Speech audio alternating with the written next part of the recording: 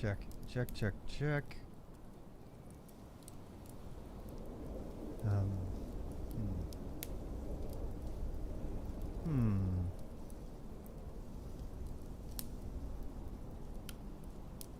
Let's see.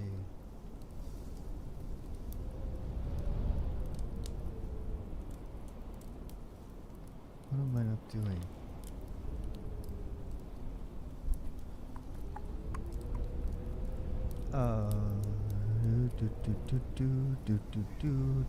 Do.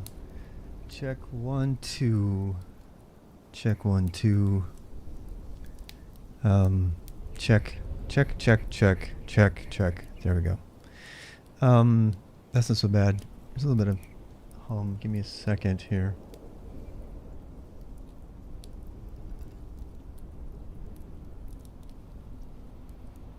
Alright, how's that? Check 1 2, check 1 2. And a check. And a check. Oh, now you can hear everybody. Can you guys hear everybody? You can hear all my family's up and active. What's my distro? Avocado says. Alright, am I clipping? I don't think I'm clipping, but if I start clipping, if I start getting distorted, let me know. I just gotta turn down the sound. I mean, I love it, but you know, it's a little bit too. I guess it's not too bad. All right. Where were we?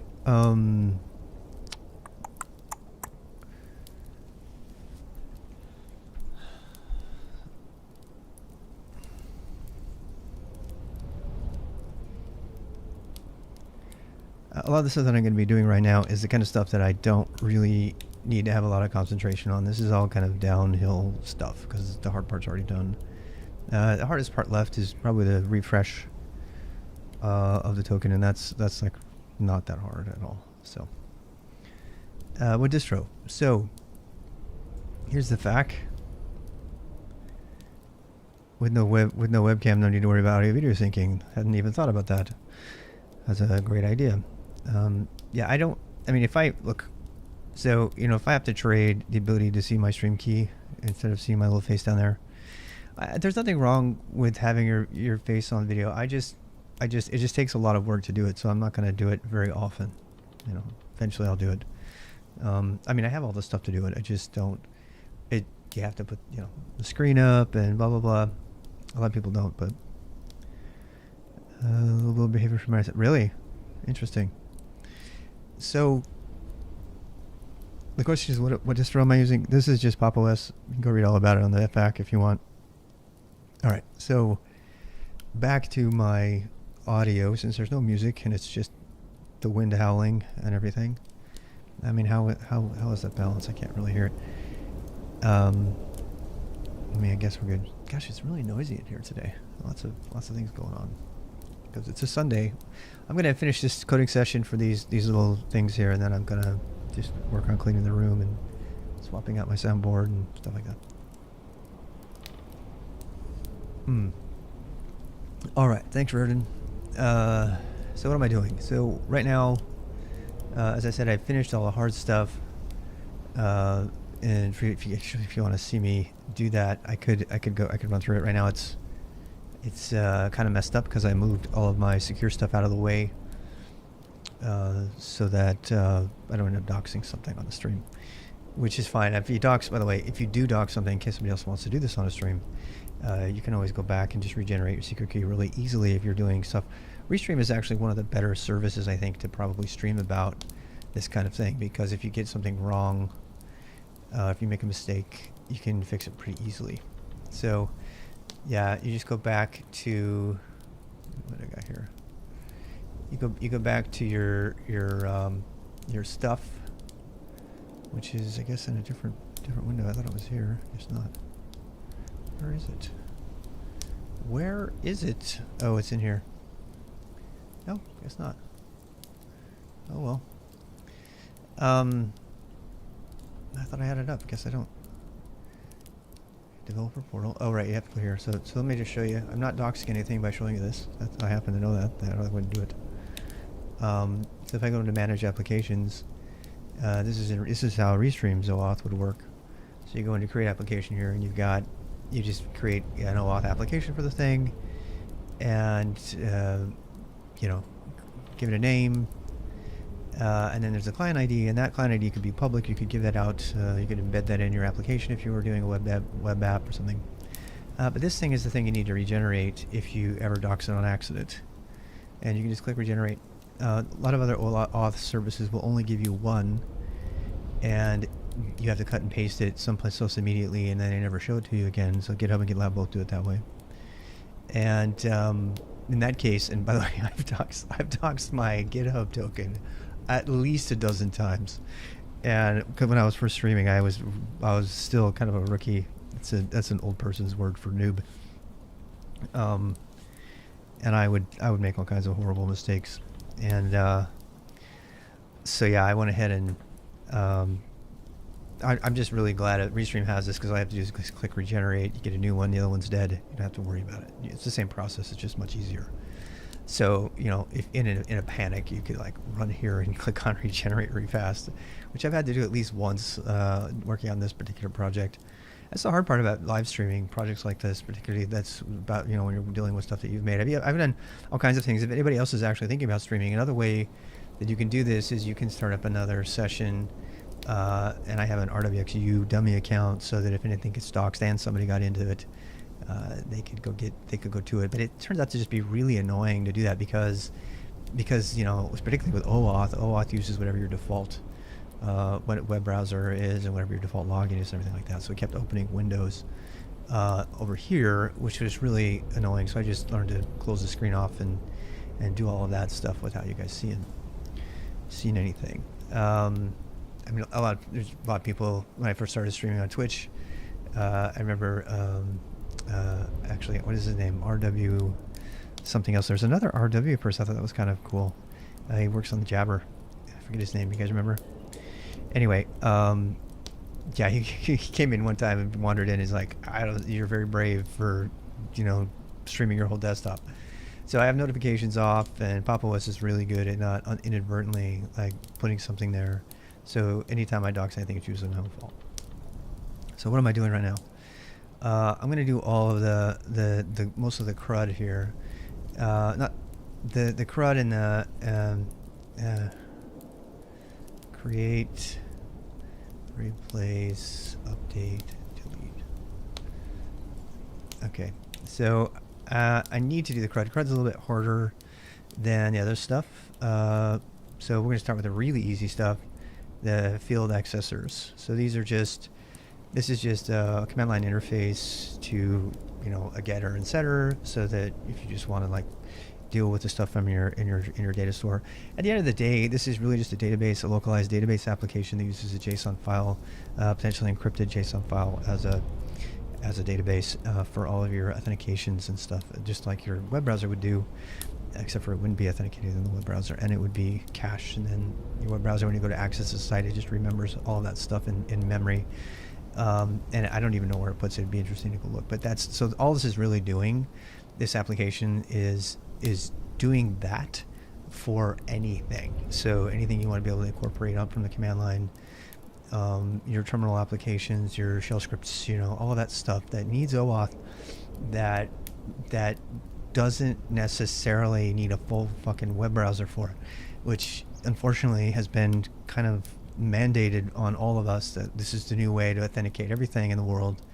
And very few people actually do any of the authentication methods besides the three-legged approach, as they call it, which does with the way this works. And I'll just give you an overview. So you guys probably know it. The first thing it does is you says, okay, go authorize.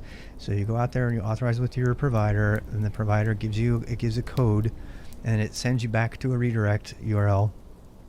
And that URL is supposed to be another web app. And in our case, we're going to make a local host, so we're going to intercept that because we just want to use this for our terminal apps. We don't have another app to use.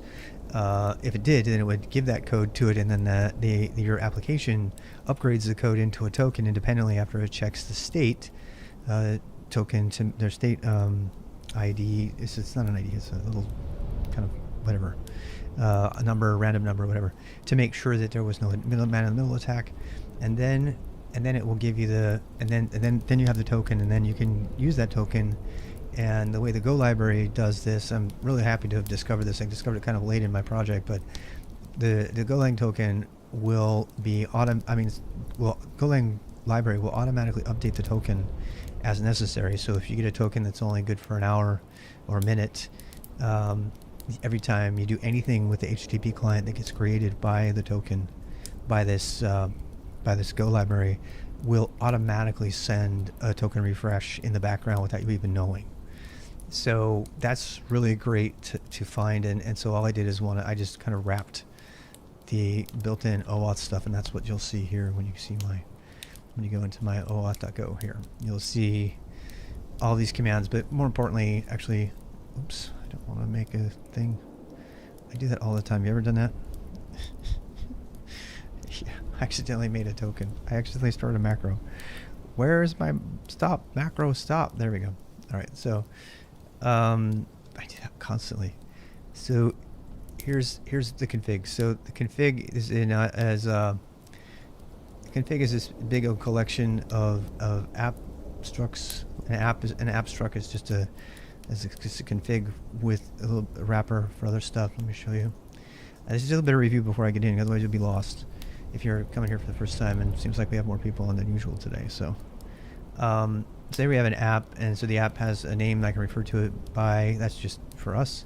We have the auth state and the auth code, which are not things that are normally stored. These are very temporary things that only relate to a single grant interaction, and they immediately expire. So grant auth codes only last for a few seconds, and they're designed to be immediately upgraded to a token.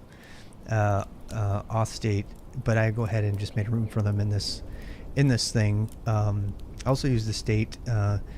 I save the state anyway because that helps me identify whether this entry in the database has changed. So if the state, you need the state token anyway to do the CSFM or whatever R check, but it doesn't hurt to save it because it's a good way to say, hey, because it's random, to say, hey, did this thing change? And it's not a date stamp. I mean, if I wanted to get crazy, I could put a date stamp in here and say, hey, when was the in fact, you know what? That might be what we need. I might need to add that later. I might need to add a date stamp of when the last update was, because that's different than when it expires. So the Oauth2 config includes when did it expire. Ooh, I need that. Expiry, whatever that means. It's a new word I did not know before, by the way. It's used by the Oauth library. What does expiry mean? I've never heard that word before. It means expirations, such as how do you even say it, guys? Expiry? I do not know. This I do not know. Expiry.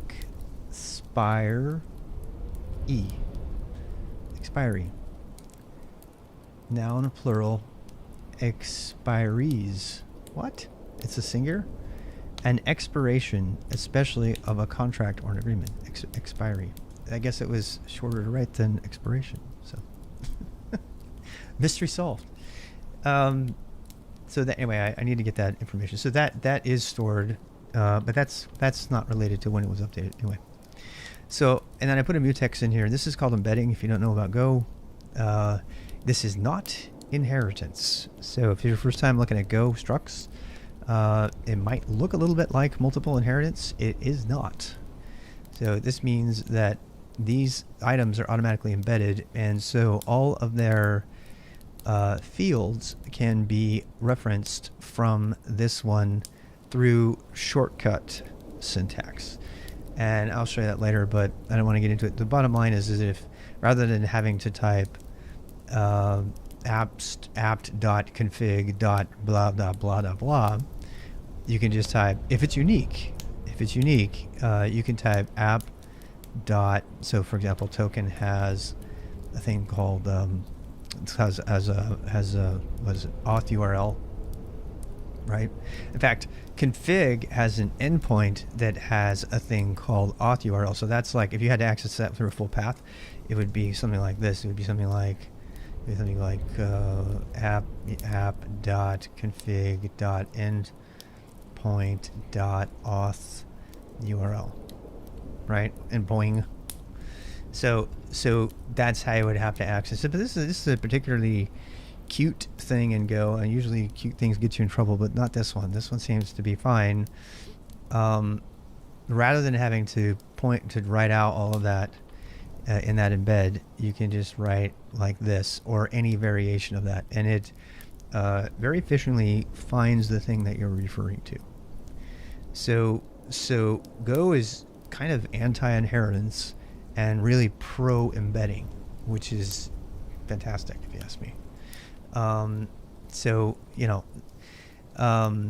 But that means, so if you need a lock and an unlock method, the reason I like embedding like this is because it's the same as mixins, and I really love Ruby mixins.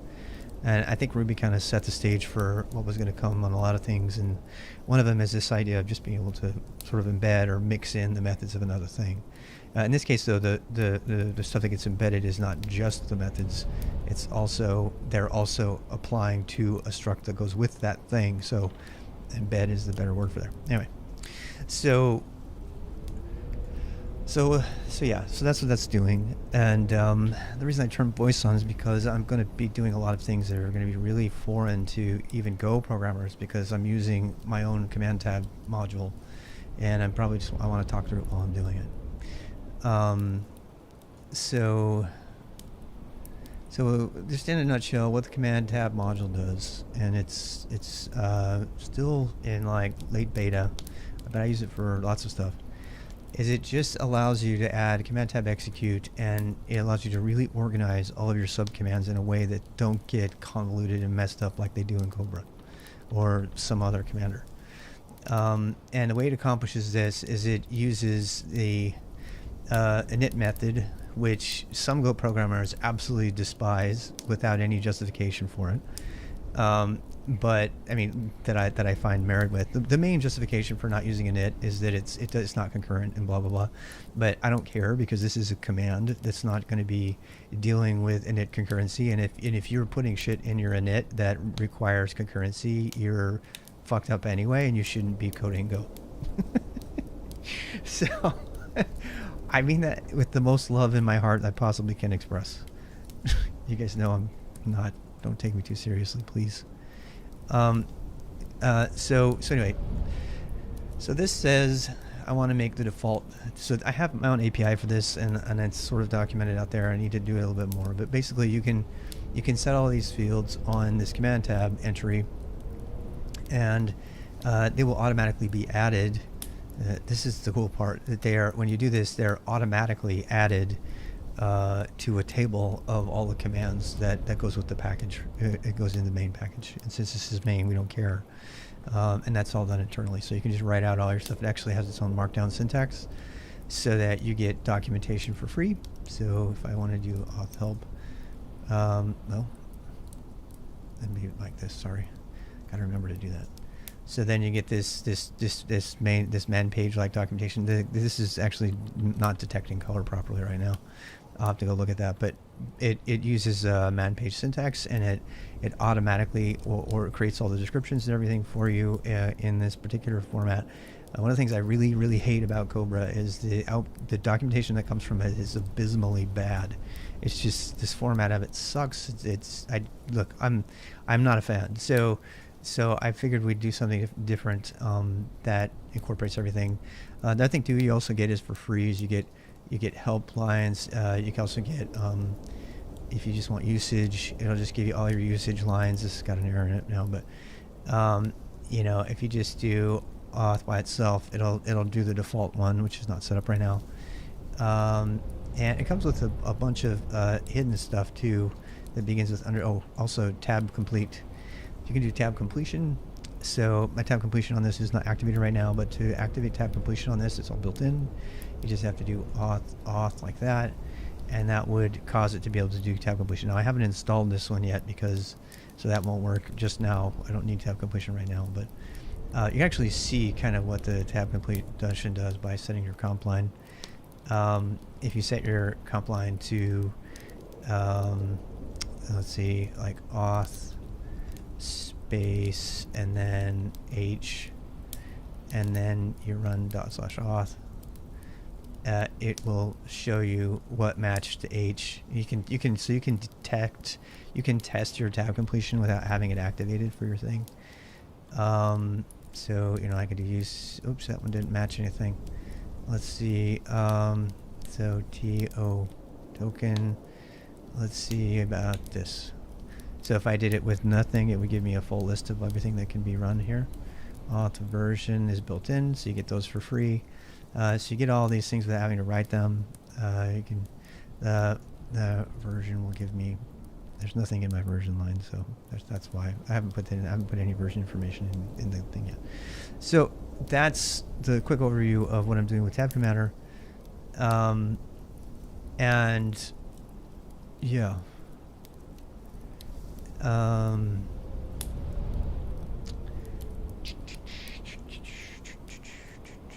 Just trying to think here. Okay, so we already did auth for the main one.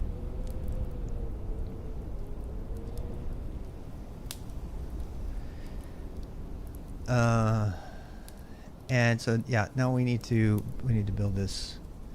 Go build. That's what was driving me crazy. Build. Auth.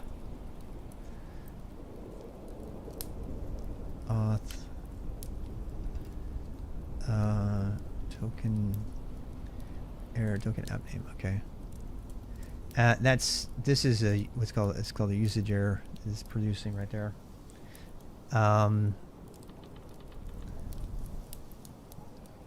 I think I probably need to remove that error prefix. I don't know when I added that. I have to go fix it. Anyway. I also don't know why. You know what it is? The underlining and stuff, this color is from my Groovebox theme, which I find interesting. I'm going to have to look at that. Yeah, because before the colors were working when I had a different color theme. Anyway,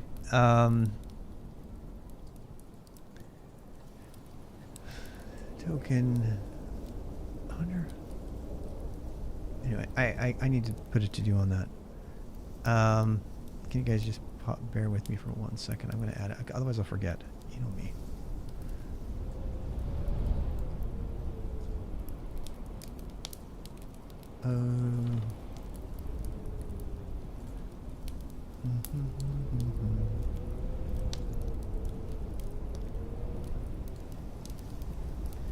Color as or in tmux. It has never done this before.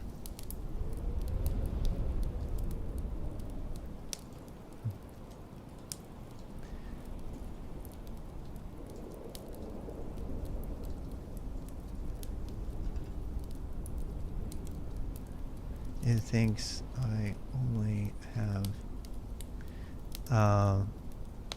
black and white. So that's it has a couple of different modes and it detects them. If it detects non-color mode, it'll go back to black and white mode and use bold and stuff. I actually want to make detection of bold and everything and then use progressively. Granular progressive enhancement. You guys know what that means?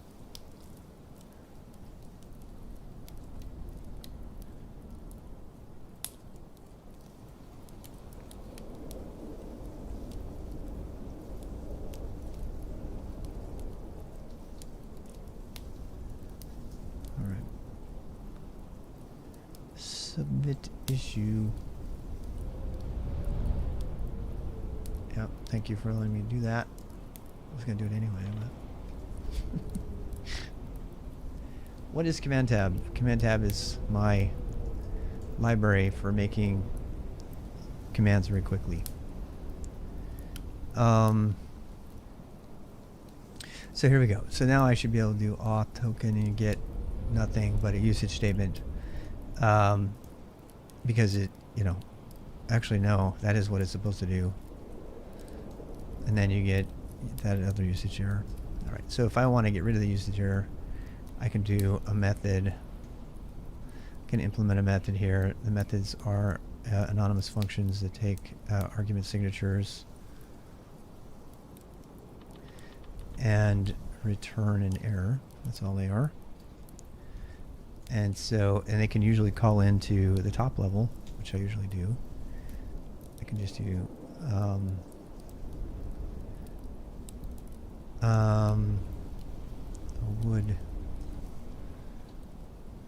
would run the token subcommand. I'm just some scaffolding, I think it's called.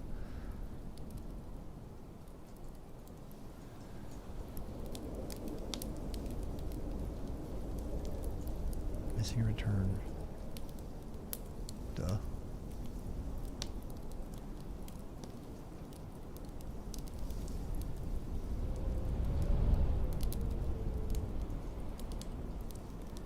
All right, now I'm gonna not have to do this every time. I'm gonna make a process that automatically does that building. I don't want to have to do it all the time. It's making me crazy. We'll run their token subcommand. All right, so that's it. So that's Command Tab 101. As you know, the fast version. I just have to make these init files that have the functions in them, and that fulfill, you know, the subcommands, including their arguments and everything. And then I can add subcommands as I go. So I'm going to have a lot of them. Now, this particular app does kind of lend itself to possibly finding a way around this. And I can definitely do that. So if I want to, so in fact, this is the first time I've tried this, so I might try it just because I want to do this. So usually your subcommands are going to be involved enough that you're going to be able to get away with just executing the top level command, right? And what that does is that runs that command, and then it looks for whatever subcommands it has, and it recursively kind of identifies all the subcommands going on down the line, and that includes tab completion for all of them. But what it doesn't do is deal with a large amount of, hey, this is just give me this value sorts of thing, right? Now, I could get around this by making the default get, or some sort of getter. So you can make one of the subcommands the default. And I've chosen currently to make the default subcommand whoopsie, not auth. I made it, so I made the default subcommand of auth token. So that means I can do auth and then whatever the argument is, and it will assume that I had run the token subcommand. So it's just an alias for it. But if I wanted to make the subcommand get and then make a subcommand, then I could have all of these things be processed and have them fetched in that way. But that means anytime I wanted to use the token in its most common usage, which is, you know, auth space token identifier, then I would have to type auth token blah, right? And instead of get. So I mean, that's an architecture decision. I've got mixed feelings on that. I certainly don't want to do however many files this is just to do the accessors. So, I mean, I will. It's not that hard to make them. I could probably just make a code generator and be done with it. But the whole point of Command Tab is to make life simpler, not harder. So, I have a use case that I've encountered for the first time where I have a lot of subcommands, and I want to consider what that would look like. So, another possibility would be we could actually have in our main here, we could say if the command is any of these, then do blah, right? So that would be a thing. I'm just trying to think what would happen if I don't run auth. See, auth doesn't really have a main function, so there's nothing in here that we would lose out on. That's just one of the reasons we do that is so that it gives it the subcommand. So this is not going to be bad for me to put an if statement here, just like a traditional thing, and then I could just say, actually, the case is going to get us farthest along in this. Now, if I do this though, I'm kind of mixing a little bit of the old way and a little bit of the new way in order to save time that's in on the whole overrun thing. So in order to do that, I'm going to have to go actually get the commands. So I'm going to have to say,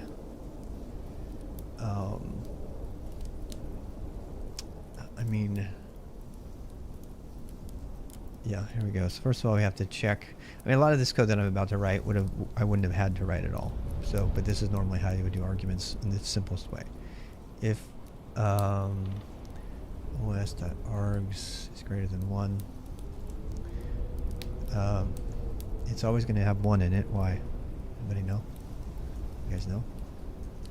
Why is there always 1 argument in the argument list? For 20 points.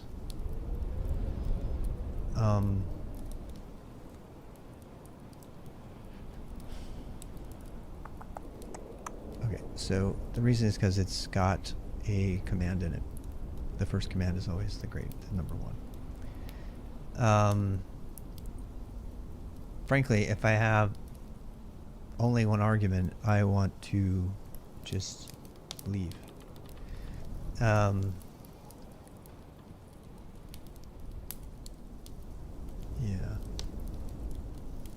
Yeah, alright, so this is going to work. And then we just we can cheat and use switch. So this is a big way to cheat if you don't want to write a big long if statement. I feel kind of dirty doing it. But, and I don't believe it's any slower than the if statements. I think it is slightly slower. That would be fun to benchmark. We should probably do that. So if argz1, that means the first argument. So switch on that. Now we're going to do a case. And here's where you get to be kind of dirty. See what I'm saying here? So you can actually, because switch, there's the case statement and Go accepts multiple values, you can use this as an if statement.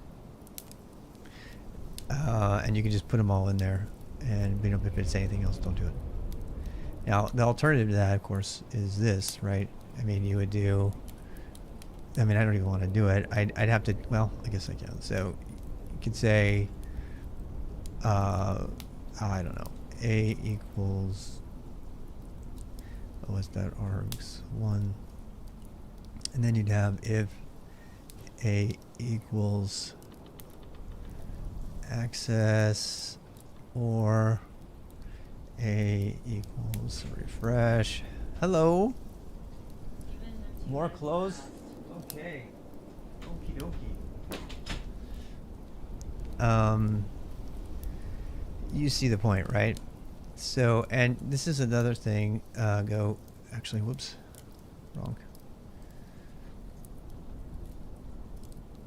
Excuse me. So,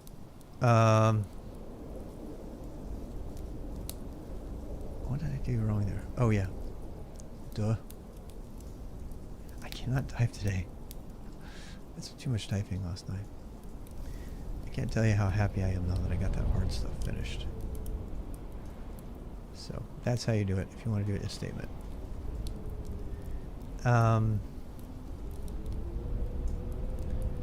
So, yeah. And,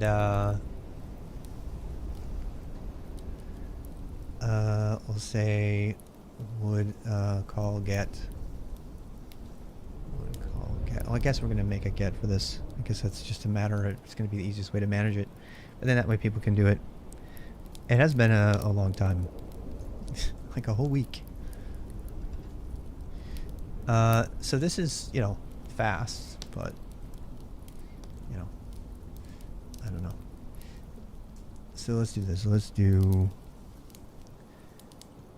what are we going to do here?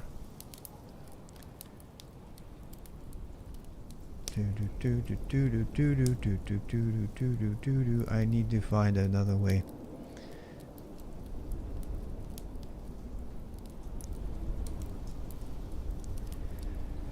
Okay. I'm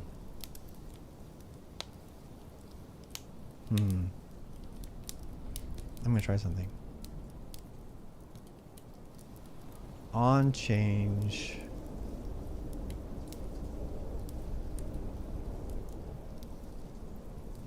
Go build.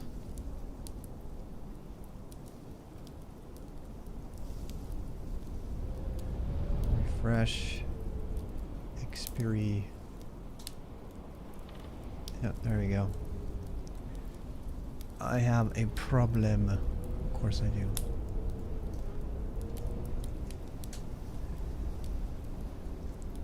Hey, look, it did it without a fail. I need to make this a little better. On change, go build. And wait.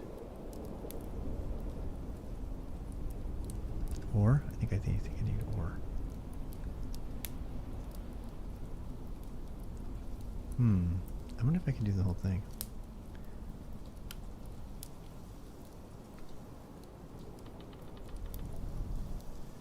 Do do do do do do do do do do do do. Go build. Echo command not found. I was afraid of that. I need to fix this. It only takes one command right now, which is fine. It needs to be smarter about what it takes on the command line. Right now, it only takes one command. So yeah, I wonder.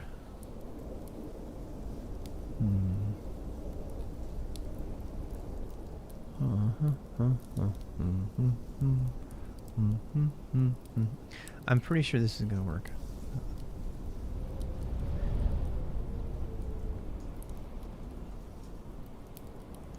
Yep, that's fine. Go build's fine. If I wanted to, I could do more with that. Yeah, and I might do that. It's hard for me not to go down that rabbit hole right now. I'm a little annoyed that it doesn't do something on success. It doesn't print anything. So like right now it's building it. You're just not seeing it. So yeah. Yeah. Do.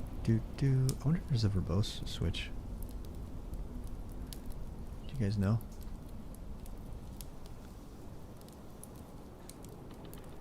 I haven't tried that. Let me try. Nope.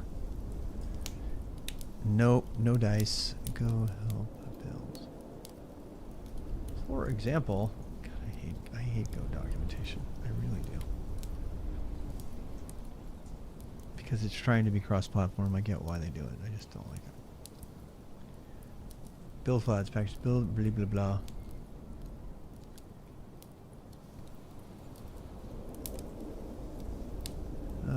I installs the package.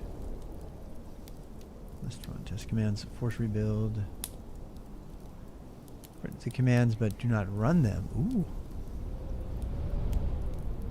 Programs such as build commands are just memories. Race. Yes, it takes longer to build. We'll do that eventually. For the names of the packages as they're compiled. Well, why did it not do it then? I know why. You know why? Because it took the V to go with the on change. I'll bet you anything. Yeah. Well, something to fix. Huh.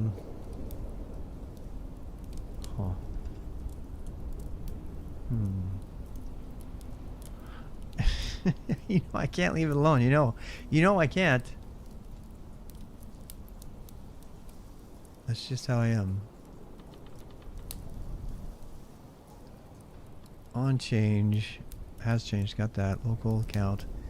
Then, oh, I see. Yep. Uh-huh. And it just runs, it shifts off the first item. Yippers. And runs it. True on change. Parameters. It should have worked. I mean, another way that I could do it, I could like take off the first. I could assume that the. I'm not going to do an eval, because that's bad. Could though. Yep, I could read. God, that's dangerous. But I could totally do that. I don't know. I almost refuse to put an eval anywhere in my bash RC or script tile because it's so evil. Eval is evil. But I could definitely do that. Again, it's just for my usage, so I almost don't care, right? So, but if I put an eval in there, that means I could write a little script as the thing, and that would allow me to do a lot more one-liners, like a lot of amazing one-liners. I'm seriously tempted, people. Seriously tempted. Like, all I really have to do... I'm so scared of this.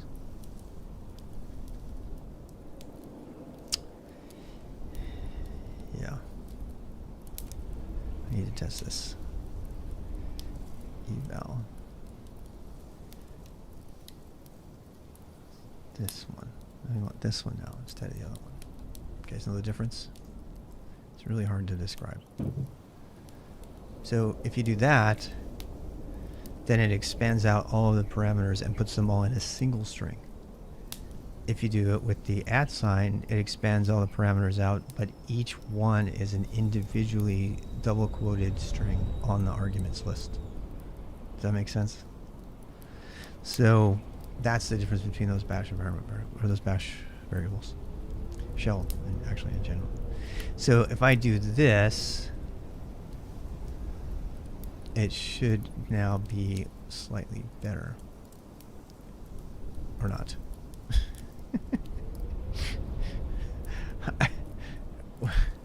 Which on change? Yep, same one. I know. You know what's happening?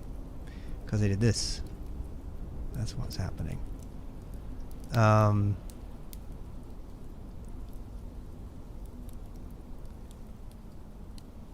change. I need to, if I change this to this, I don't know what that's going to break, but oh well. Live dangerously.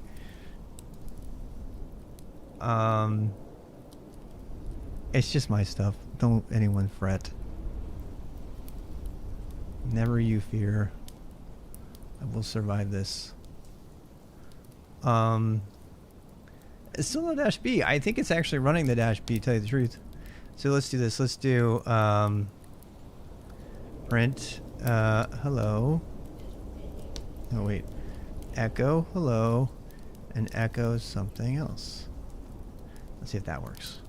If that works, we have success. Yes. Yes. That's what I wanted. All right, so now what we can do is this. All right, check it. Oh God, I'm so happy. This is see, it's the small things, people. It's the small things in life. So then I can do this. I can do T stamp. No, I can do H now. Yeah. And I can do wait a second. Yeah, that's good. I can echo hello and something else. Oh, watch. Oh, there we go. Yep.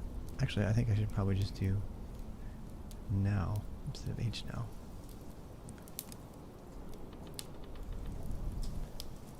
Yay! Or I could T-stamp it and make it into a log. I love Bash. Don't you just love Bash?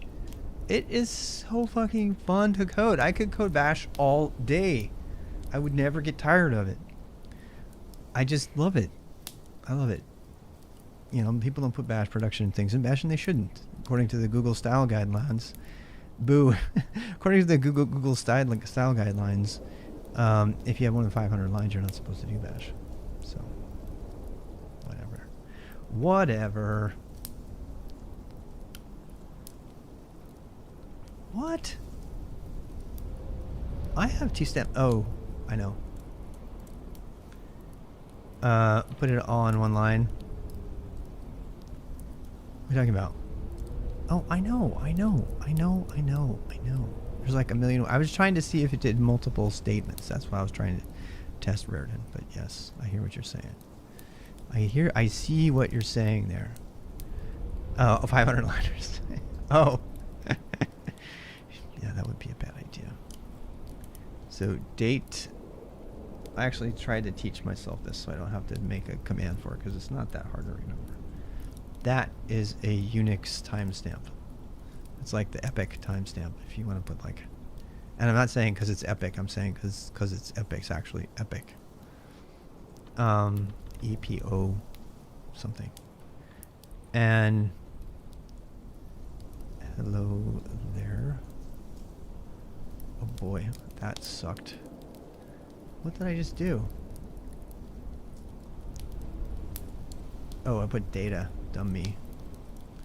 That was so dumb of me. So stupid. Oh, it's the same timestamp though on every one. That's not good.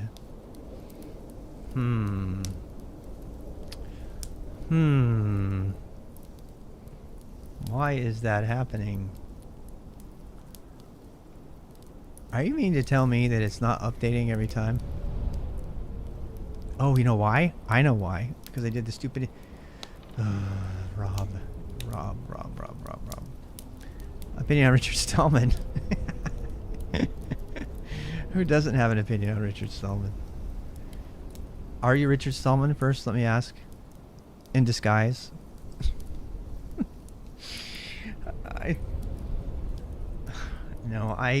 Look, Richard Stallman is Richard Stallman. As I have said many times on this stream and in writing, I believe Richard Stallman, despite everything that I find crazy about him, is the single most influential technologist of our time. Yep. And you're going to be like, what? Stallman? Are you kidding me? I got to back that up. I'm going to back that up real quick. Despite all his many failures and failings and the whole FSF shit and GPL3, which is an abysmal ethics violation, and a million other problems, there's one thing that Mr. Stallman can say that no one else in the tech industry, including Jobs and Gates and even Engelbart, can say. Richard Stallman single-handedly changed the way our world does business and brought us to the open community model, open businesses, and everything that exists today. Without Richard Stallman championing that, despite his quirks, despite how excessive he is, we would still be working for companies that would fire you for using Linux or chat or IRC. And the idea that you would build a business like GitLab around an open source product and even coin the term open core business model is a revolution in our industry and our society that no one else can claim credit for besides Richard Stallman. So you can complain about how annoying and silly he is. You can call him autistic. You can bring up all of his pedophilia apologetics. You can talk about all of that, and it all is horrible. Some of it's even more horrible than others, is misogyny. But the one thing Richard Stallman has done that none of the other people can claim is he has changed our world permanently for the better in terms of being open. Yeah. And so that's what I'm telling you right now. I think Stallman is human. And I think that he's done just like Thomas Jefferson had how many slaves? 350 slaves or so. Yeah, he has more than hot takes, man. I mean, come on. let's be honest here. there's some shit that he's done that has permanently kept women out of the free software movement just because he let it. And that's not, go read about it. I'm not, look, there's a lot of really, really, really, almost violent level of like neoliberalism in the FSF and places like that I don't agree with. Doesn't matter if I agree. And there's some downright inappropriate things that people have claimed Stallman has done and been. But does that mean that I think that this is the hardest part about society? I could talk about this all day. You can make a whole podcast about this. Do you throw out people's accomplishments because of the horrible, horrible things they've done? I mean, Stallman's. I mean, if it depends. I'm not even trying to say how horrible or not horrible Stallman's stuff is. I'm just saying, how do you judge? Do you throw Martin Luther King out because he was a serial adulterer? Do you throw Gandhi out because he had a woman in his bed all the time who he liked to touch who was younger than him? Do you throw Thomas Jefferson out because he had tons of slaves? Do you throw Kennedy out because of all of his extramarital stuff and the fact that he lied about the Cold War and he pulled our troops out without telling us so he could look stronger to his own political... This is all stuff that's come out. There's papers on this now. So do you throw out people's accomplishments because they are... cancel culture has a different opinion, and this is the thing that scares me about cancel culture is that really scares me about cancel culture. Do we accept white supremacy? Hell no. Do you know? But do we? But if white supremacist has contributed something to our world, do we say I'm never going to use that because it came from a white supremacist? What if? I mean, seriously, and I know it's hypothetical and everything, and it's a little hyperbolic, but why?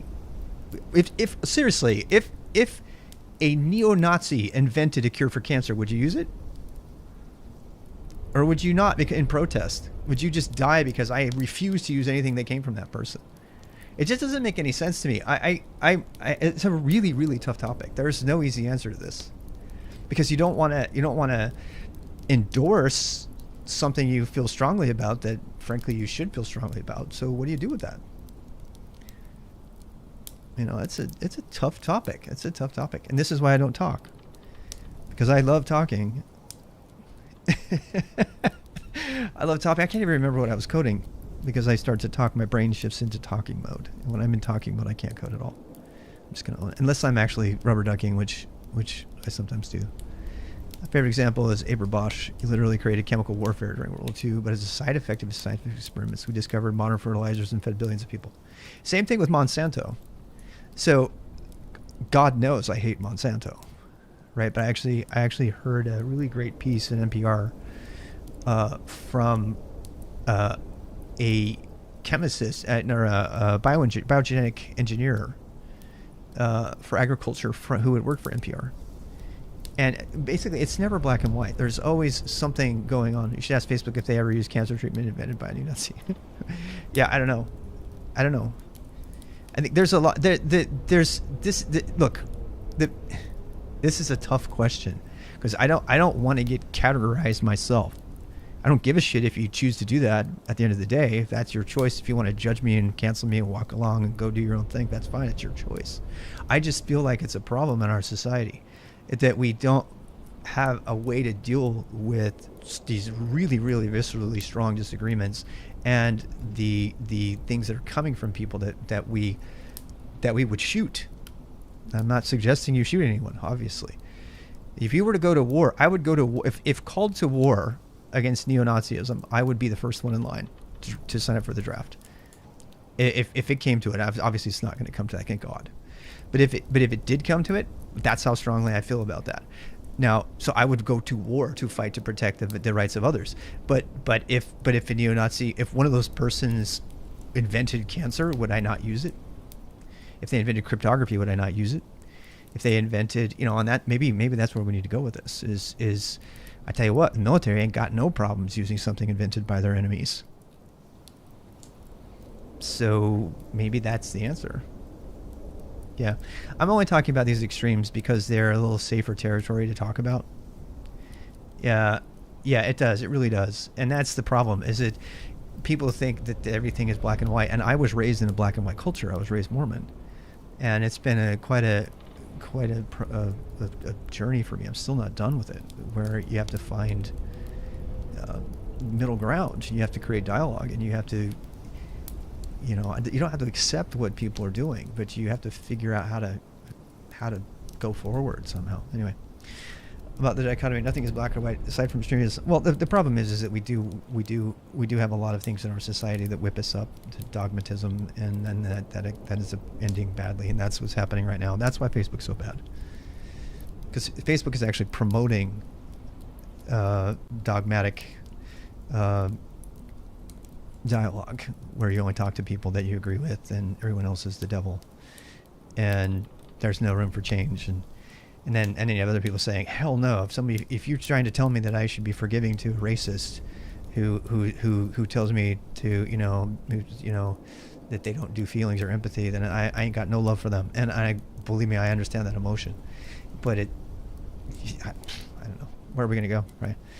Facebook is breeding it because you're more sensitive. Yeah, that's really the problem. We never had that before, right? We've never had the ability for you to kind of cut yourself off into your little walled garden mentally. We've always been, in the past, not always, I don't know, maybe I'm lying to myself here. Maybe I don't know, I want to believe that it was harder to separate yourself off from the world before.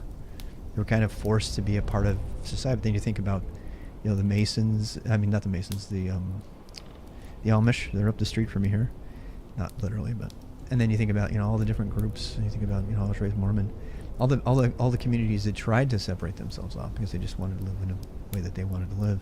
I'm on season 4 of the Scientology documentary, and it's really, really hard to watch. It's like exhausting watching, but my God, is it informative. I mean, not just about Scientology, but just about this whole topic of dogmatism and need to be a part of it. So, just life, the internet brought us closer, and it really is. Yeah, that's what my wife says that all the time. She goes, this stuff's always been there. We're just seeing it now. That's her favorite thing to say. It's like it's always been there. There's been like absolute atrocities happening every day, and you just don't know. And now you see it. It's like the first thing that gets stuck in your face because someone's got a camera. They capture it, and everybody goes viral on Twitter within an hour. Think about that. It's wonderful and horrible at the same time. A guy beats his girlfriend on Twitch stream, literally. It all gets caught in a live stream. What's his face forgets to turn his thing off and ends up masturbating on Zoom. This actually happened.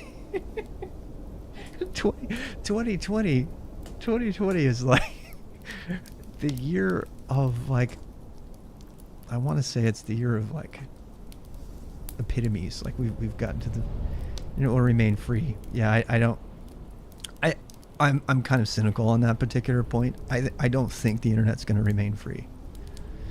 I want it to. It's too powerful. If anything, 2020 is showing us, it's showing us the power of controlling communication and propaganda. This last 6 years, we have learned, our whole world has learned how fucking powerful the internet is. And what the content on the internet is. And Google, is making a gajillion dollars off of this. So that much power is not going to stay available to everyone. That much power has never stayed in one, community's pocket. It's like when the military or nuclear energy or anything like that. It always gets disseminated and then it can get walled off. I don't want to believe that. I don't. I really don't. I want to believe. I'm going to go code now because it'll make me happier. I think that there's just too much power to be had, and any place there's that much power, there's almost always some like real serious corruption and downright war. Think about how much we war over oil and the power oil gives you. As the internet becomes the way that we do our life and work every day, as COVID pushes us into our homes and companies are like, okay. And the power of controlling the pipes, Restream, right in the middle of all those streaming services. They're perfectly positioned if you want to buy stock. I have no stock in Restream, by the way. So full disclaimer, I just use them. I don't even pay for their service. I'm a big freeloader.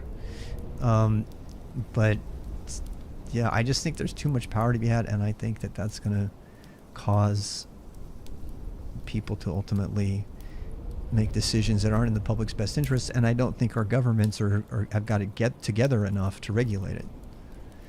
You have to have a non-corrupt government before you can seek the government to help you on these kind of things. And we don't have that, you know? I wish we did. Got to fix that stuff first. And yeah, because you know what I'm saying. It's like, yeah. Oh well, that worked. Okay, good. On change. On change. Build. Go build. Hey, Time Alone. In case anyone's wondering, I have no idea who anybody is. Even people that I thought I knew before. So if I sound like I know you, it's because I'm trying to be folksy. So sometimes I think I've confused people because they think I should know who they are. Like some of them are actually in real life. I know them and I don't remember their handles or whatever.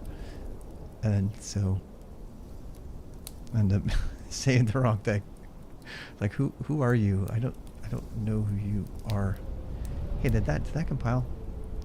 Recent hearings of FBI. Yes, I did. I watched a couple of them. The one with what's her face, the totally brain dead former real estate agent who's now a senator. Did you fire that guy who said bad things about me, Mr. Google CEO? That's the first thing I have to ask you. I've got the entire world watching us right now, and my question to you is, he said some very nasty things to me, and I just want to know what happened to him. The fucking brain dead bitch. I wish she was so out of there so bad. She's such a big problem with our world. Oh, God. I have nothing positive to say about that woman. Calm time. Calm. Where's my music? Where's my calm snow? Oh my God. I can't. We can't talk about it. All right. So the Facebook and Twitter stuff, I think Jack's doing really well. Jack is trying really hard. I mean, he's a billionaire. I've said this before. Jack's my favorite billionaire. Because he's at least trying. I've said that a lot, actually, on the stream. You know, he's trying. So the Facebook dude is not even trying. He thinks he's Caesar. I don't even like saying his name. Jack's the Twitter CEO. Yeah, Jack Dorsey. Yeah, he's some of the things that he has done have proven that he has at least some level of honor and ethics. Zuckerberg has none. Zuckerberg is a morally bankrupt piece of shit. No, he's not. I don't like Zuckerberg at all. I don't. Nope. We're talking about a human who thought it was funny to rate people's faces and then go with it without any apology. Nope. Not going to go there. I disagree. I love you, but I disagree. Really strongly. I think he's one of the biggest problems our world has ever seen. Yeah, look, you know, the guy has an escape hatch in the bottom of his office so he can get out of there as fast as he needs to. He's fucking insane. And he's in charge of the most powerful thing on the planet that is causing all of this problem that we're having right now, even more than Google. And nobody's going to abandon it. It's destroyed my family. Facebook has single-handedly destroyed my family. It's yeah. I don't know if he says it was a joke. Look, if you got information on that, give it to me and I'll change my tune right away. Honestly, I may have got bad information. I've had bad information before. It's a full-time job just to get good information these days. Even Snopes got violated. There's no place. That's the hardest problem. You can't find what's real anymore. I talk about that all the time. Anyway, so this is Nazi chatbots having more humanity than Zuck.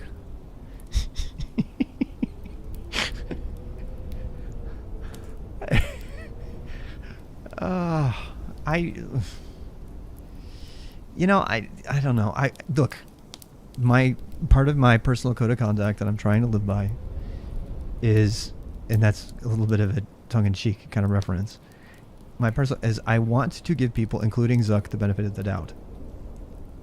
I do, including him, and so I need to backpedal on everything I just said, be a nicer human being, and say, we don't understand him. Maybe there's something going on. I've even tried to go through that thought process with Trump and other people, and I'm like, okay, we don't understand this entire human being.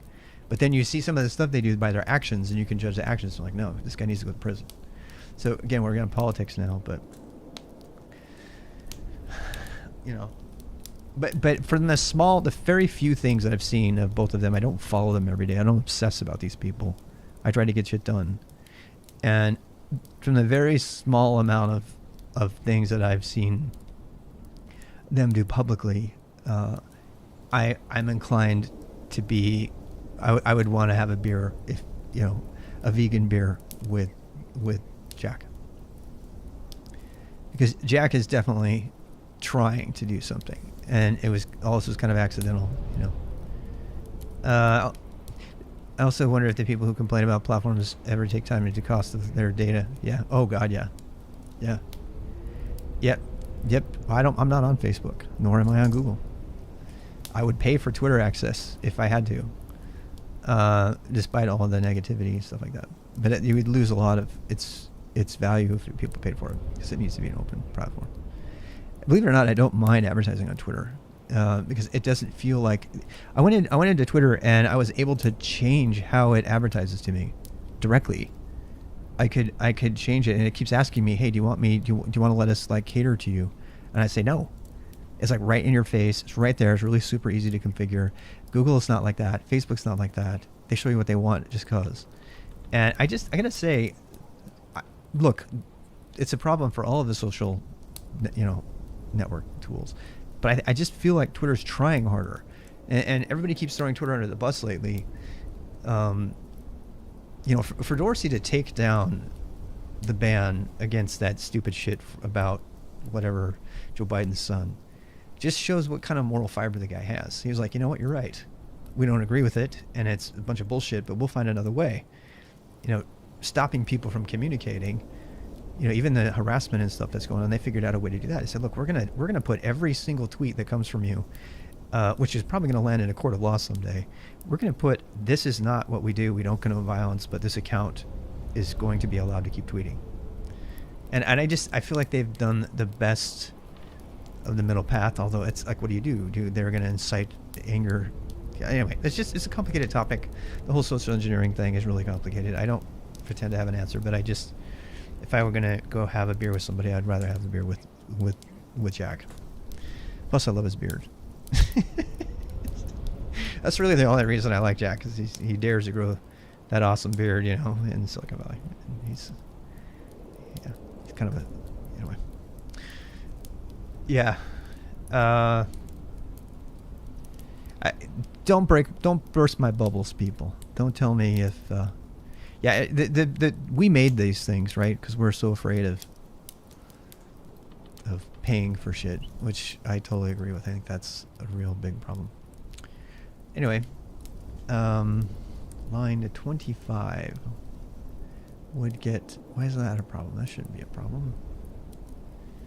Man crush on Jack. I do. I think I do. I think I have a man crush on Jack. What's really funny is the one I respect the most in terms of accomplishment is definitely Bezos, though. Yeah, I would work at Amazon in a heartbeat. I would work at Twitter in a heartbeat. I would never, ever work for Facebook or Google. But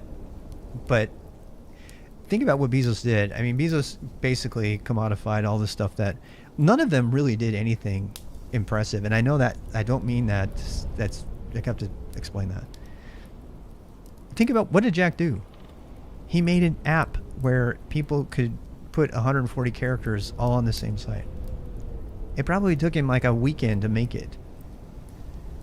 And because he was in the right place at the right time, it's not like Jobs and Woz, who had to break their creations and innovate and create, smaller hardware and do all kinds of things and find the best people and make a really amazing. I mean, the whole PC revolution is such a different accomplishment than the social engineering revolution. It's like, what if we just made a site where everyone could just tell us in 140 characters what they're doing right now?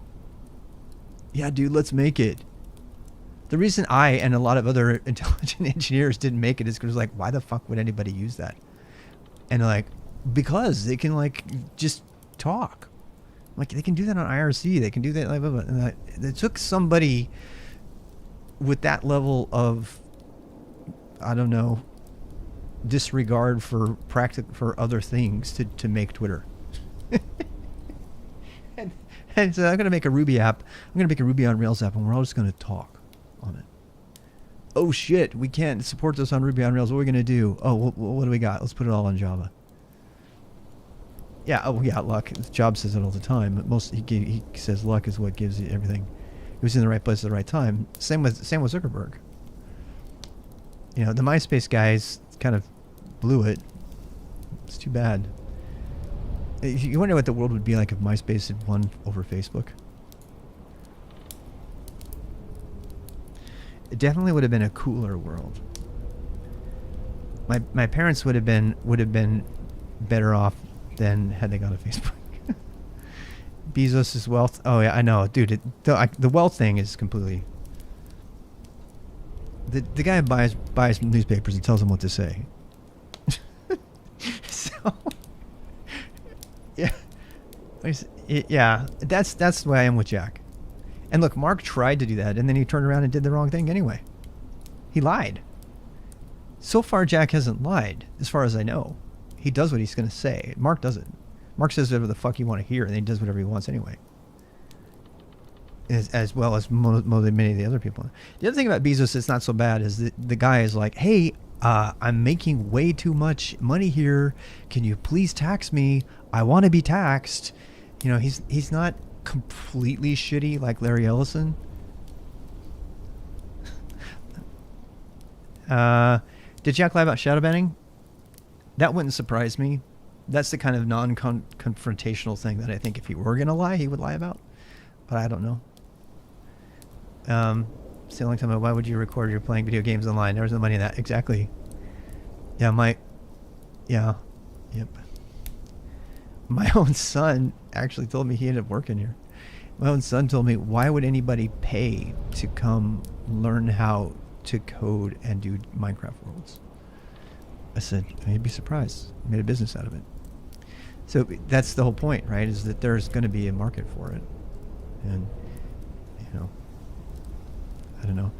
Yeah, it's crazy.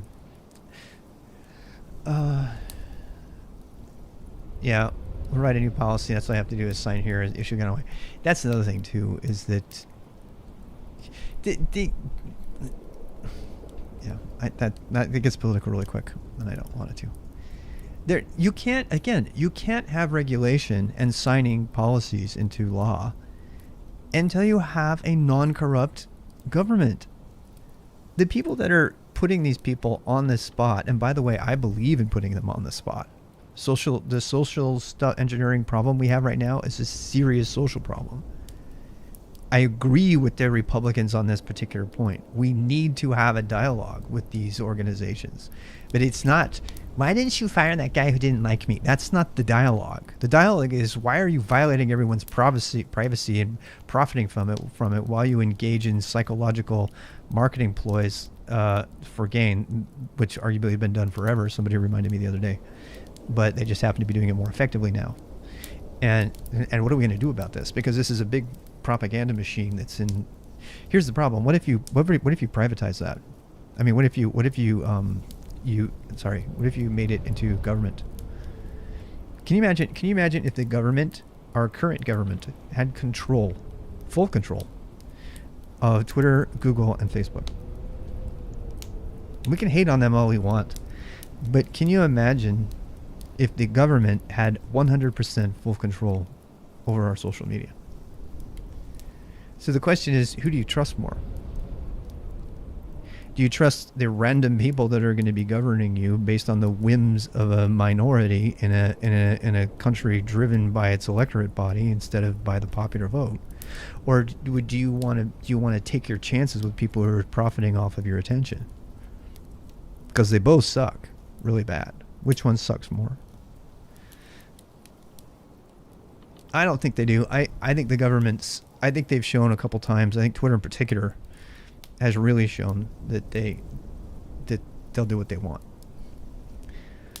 I mean, even you guys don't remember this, but Bill Gates just laughed when he just thought it was a joke when they put him up to demonopolize and break him up to break up Microsoft. He literally laughed at him. He's like, okay, whatever you say. Because they're just so, the hubris is just over 9,000. They just don't give a shit. They know that they can just go start another company and do whatever they want, and they can't touch them.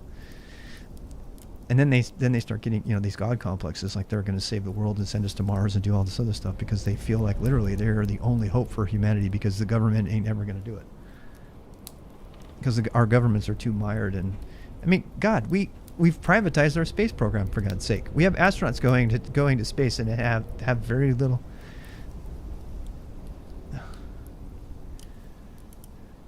Yeah, it does. Yeah. Yeah. And nodding at the Senate hearing, they'll never do anything the government tells them. I don't know. Yeah, yes and no. I mean, nobody knows what any of them are going to do. Do they have to do what they're told? No. What are they going to do to them? I mean, seriously, what are they going to do to them? This is the problem with Google. They can't regulate. They've been trying like crazy to regulate them in the UK, and they can't get Google to do anything. They had the DCMA, they had the cookie notifications, which everyone hates. It's like the one win a government had, and we're like, really? That's the thing you're going to win on? You're going to force everybody to click it's okay for me to have cookies on this website? That's really the thing that you're going to double down on right there? Yeah, well, I don't know. I don't know if Twitter will do everything the government tells them. I did feel like they pushed back on a few things. If they did, then they would definitely have been taking down. Look, what I see them doing is more about seeking to work with the government. Yeah, fingerprinting, definitely. Yeah. I don't know. I don't know. I think I'm a little bit more positive on that particular thing. I don't see. I see Twitter trying to work with the government, but not bend down to the government, and that's why I like Jack. Facebook's like, yeah, whatever you want, Mr. Trump, as long as you're in power. And Bezos is like, I ain't doing anything you want. I'm got more power than you. They're like taking on everybody. But let's say a government actually successfully regulates one of these big companies. What do? Just go to another country. Most of them are multinational. They can change their headquarters. They don't have to abide by any laws anywhere. I don't know. I'm not a lawyer, and I don't know how that works. Obviously, in order to operate within a certain country, you have to have certain rules in place. Otherwise, Google wouldn't bow down and censor their own material in China, which is one of the reasons you should never, ever use Google.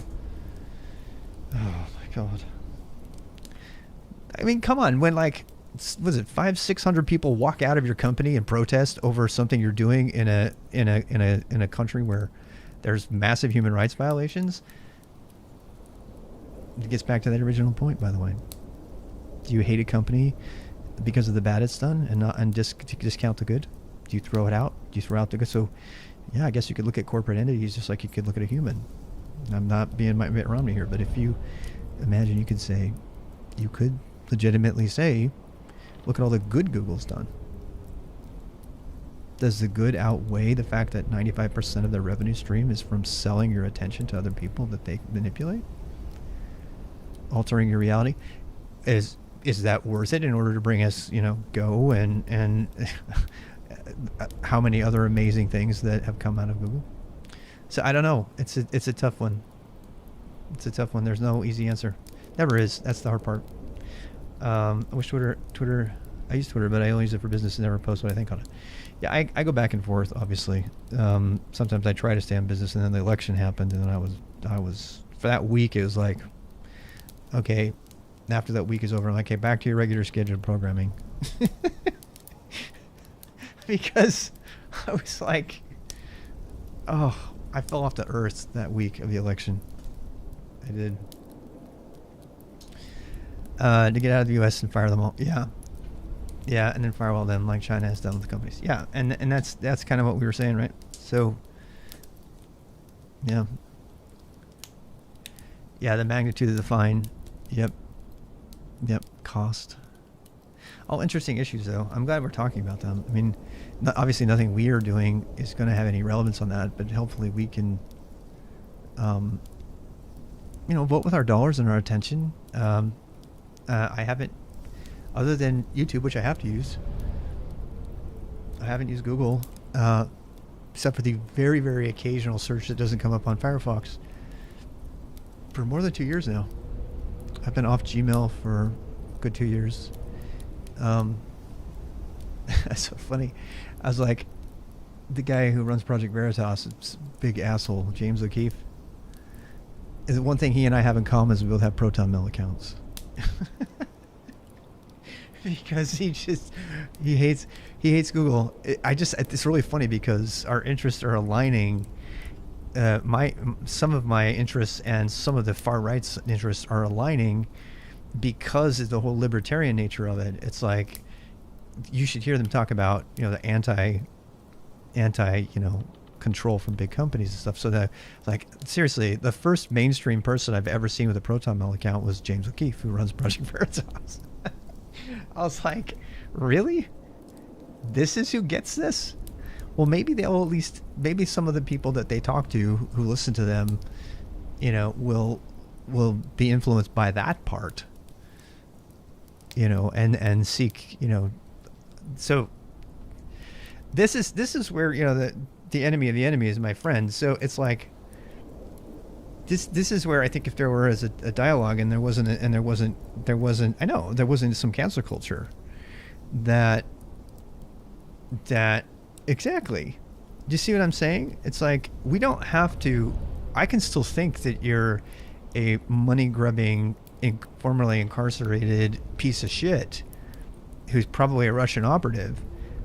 But if you also agree that we need to champion people's privacy rights, then let's just work on that issue together and let's stay on the issue. In fact, if our whole world could do that in our election, have you guys seen the models for the alternative election models? These are so fucking cool. There are already people who have figured out how to fix all of our election problems. And most of them are, rather than voting for a two-party system, there's a really great YouTube video on this. You would have a ballot that would say, what are your biggest issues? And so they would force candidates to have platforms. Trump didn't even have a platform this year. He literally had no platform. He went to the Republican convention and they didn't have a platform. They just said, the platform is Trump. I'm like, well, how do you believe on certain issues? He wouldn't make a stand on anything, not even abortion. So it's like, but the idea is that you would have a ballot and then you would vote for the issues, and you'd vote for like the high end issues or something like that. Or you would have, like, even if you had, they would put like 30 people on the ballot, right? So they could put 30 people on the ballot, and then you would rank the people based on which one you want more than the other one. So instead of saying this one or that one, capitalists of big tech teach people how evil. Oh boy. Yeah. Yes, you are. Look at you are, aren't you? To make money and use money to make to people who go. Yeah, Mr. Real Estate. You sound like one of the better real estate people that I've ever met. Usually they're the spawn of Satan. But I don't say will use his magic. Yes. I don't see who used executed prisoners to create anatomical atlas. Oh yeah. Yeah, exactly. That's a great Sarcini. That is exactly what I'm saying. Exactly what I'm saying. Right? All of these discoveries, do we throw them out? What Vermin Supreme, a tyrant you can trust. Oh God. I will. It's in my chat history. I'll go look at it. Yeah, I should probably wrap it up. It's coming up on 3 o'clock here anyway. I promised people more code, and I did get some code in, but that's what you get when I talk. God damn it. God damn it. Would get, let's see. Would get.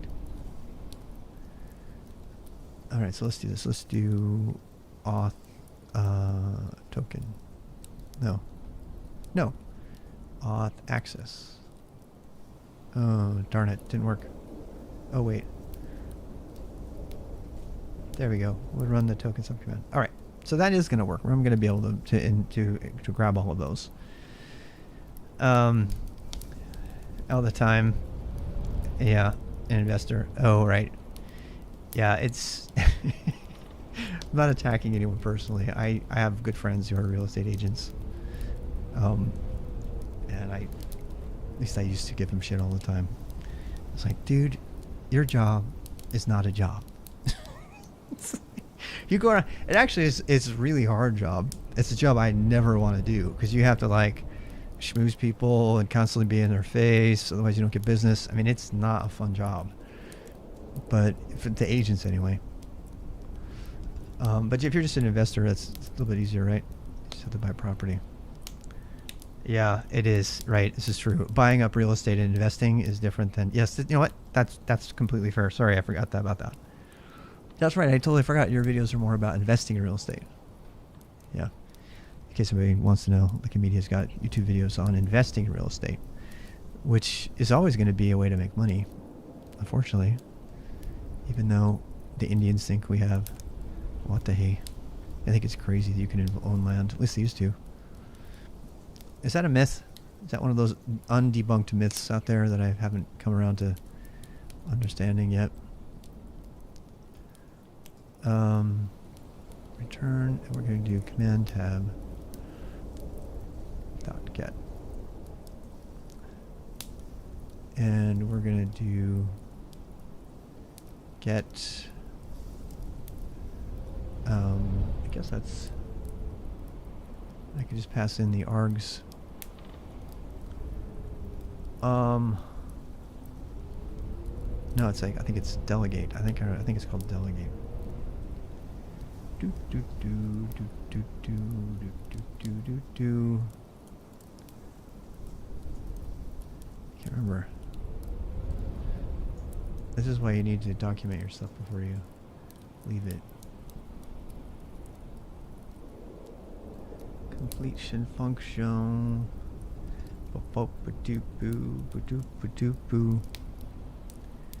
Line cut out the government red tape. Yeah. Yeah. Hold Trump silent. Yeah. Oh, that's cool. Let's see. Package go. Built-ins visible. There's a new map containing only pointers to the visible commands. Hidden returns hidden. Comp line. Init equals the comp line. OS targets. Call. Call is what I want. Call allows any index subcommand to be called directly by name. Avoid using this method as much as possible since it creates a very tight coupling dependency between commands. It is included primarily publicly so that built-in commands like help usage and version can be wrapped with internationalized aliases. Yep. So let's call,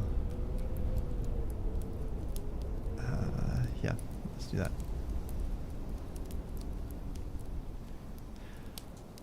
So,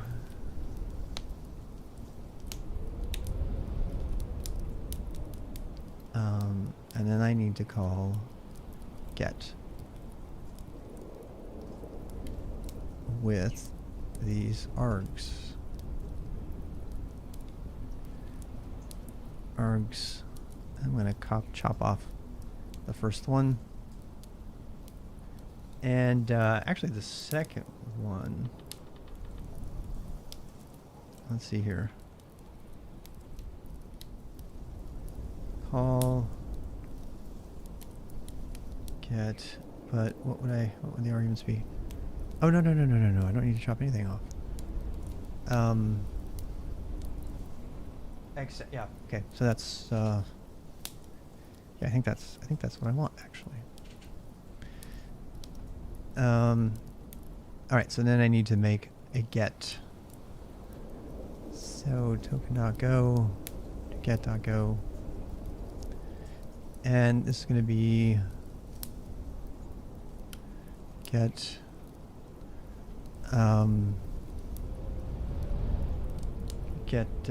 what do we decide there?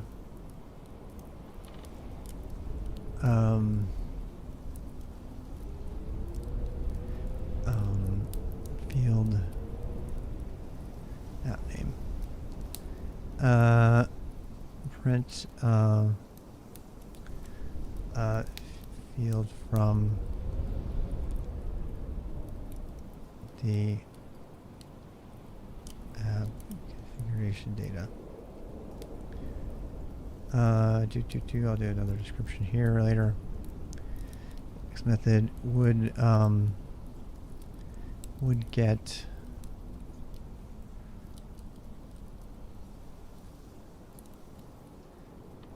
v, and I'm going to say args 0. Return no. All right, build that baby. Go build auth access. We get access. Auth. That's so easy. Oh, would run the token subcommand and would get scopes. That's interesting. Why did it do that? Oh, because I didn't put. Wait. Would get scopes. Oh wait, I need to do a. That's what's messing me up. Build. What am I doing? Scopes. Token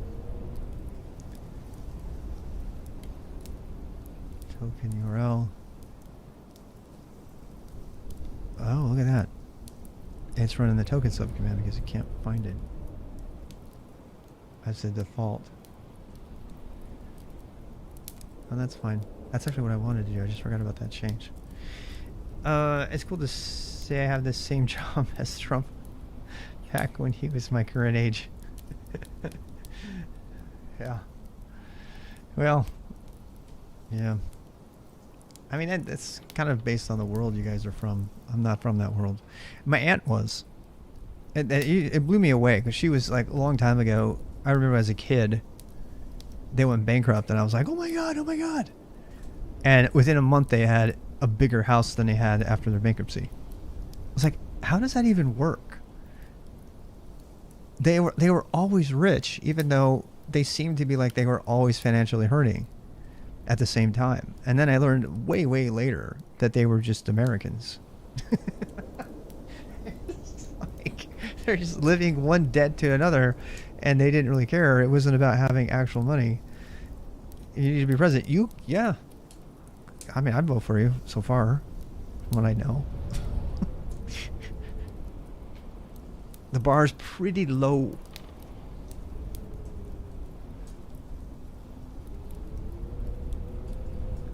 That was pretty easy to do.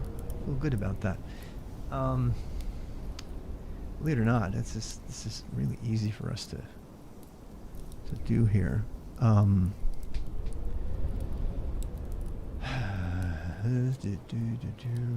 have to make sure my auth config is pointing to the right thing here.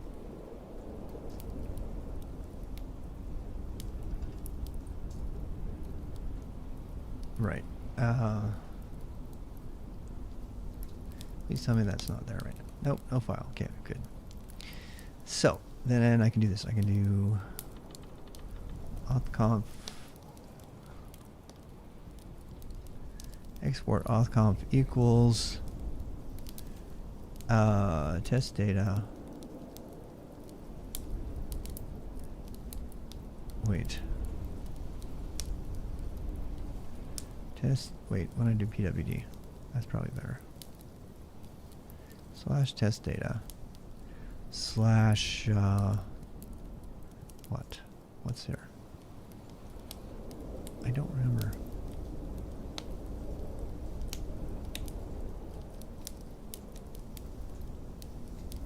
What the? Oh, I'm in that other thing. This data. You think it'd be buried 6 feet? Oh, yeah. I hope I make it. I want to live another 30 years at least. At least, my wife's like, of course you will. Oh, okay. Okay. Yeah, I got to do something physical, which I'm going to do after this. I'm going to get this thing to work, and I'm going to have to go. And if anybody's wondering, this is why I don't voice very much lately. Did you notice how much I got done this week while I was not voicing? Seriously, I completed an entire Oauth module, pretty much. If I had been talking the whole time while I was doing it, I would be done in the next 4 weeks. Because I just am such a chatterbug. When somebody brings up a topic like this in chat and I know I have to type out my responses, I'm like, oh hell no, my pinky's hurt. I don't want to type that. But when I can just like ramble off whatever I want to a microphone, you just can't get my attention back. So it's actually for my own benefit, because when I take the mic away, and I know you guys, some of you said that you like the mic stuff, but of course a more disciplined Rob would only stay on the code topics. But it is Sunday after all, so my solution to this is going to be, we're going to have a regular Sunday podcast at some point, and I'll get all my talking out in one day, and I'll have other people that also want to talk, and rather than just me. And then at least that's the goal anyway. And then when it comes to coding, I'll do the cozy coding streams, which just make me so happy. You have no idea. Time of the night, drink more coffee. Yeah, and that's. I wish I was more disciplined in that regard. I'm not, obviously. So, but I don't regret it. That's the thing. It's just not regret here. It's just like,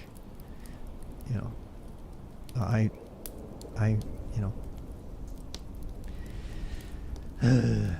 all right, so I guess we should make a command that echoes the auth authconf.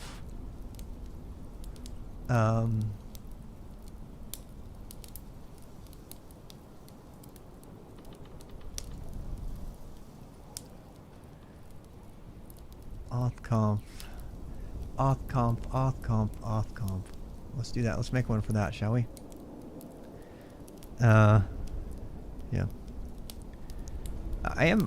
One of the things I like about this version of me using Command Tab is it's actually kind of a mixture.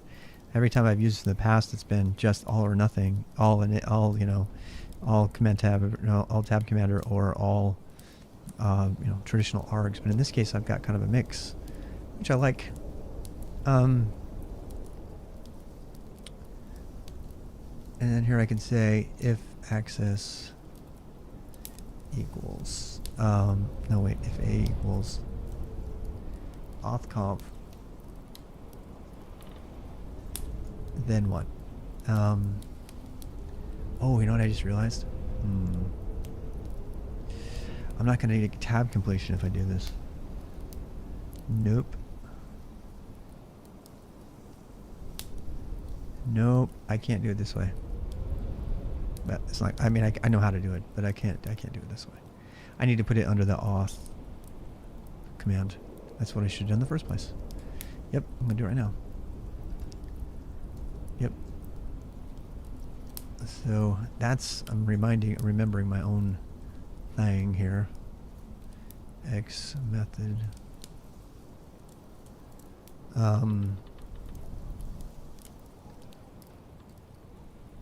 The problem is if I add a method that it will stop it from doing its automatic renewal here. So it's gonna be interesting for me to try this. Args string error. Yeah. So if the args1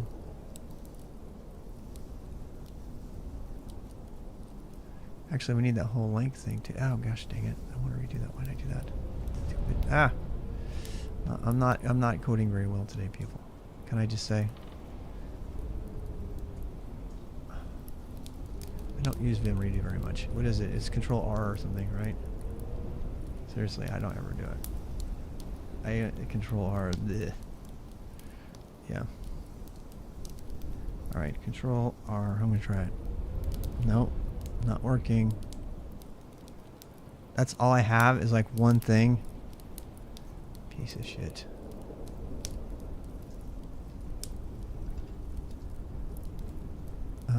Args string. If length of stop. No. Now this is going to chop the first one off. So yeah.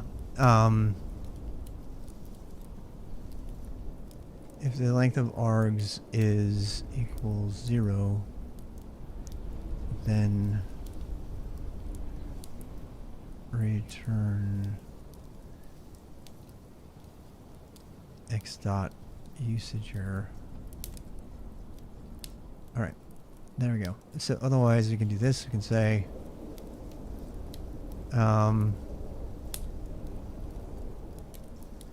args 0, yeah, because it's in the side of this now. Command tab.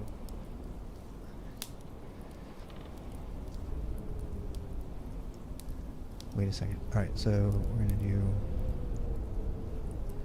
args 1. We're gonna chop that one off, and actually no. We're just gonna send all of them. Yep. And let's see if that builds, shall we?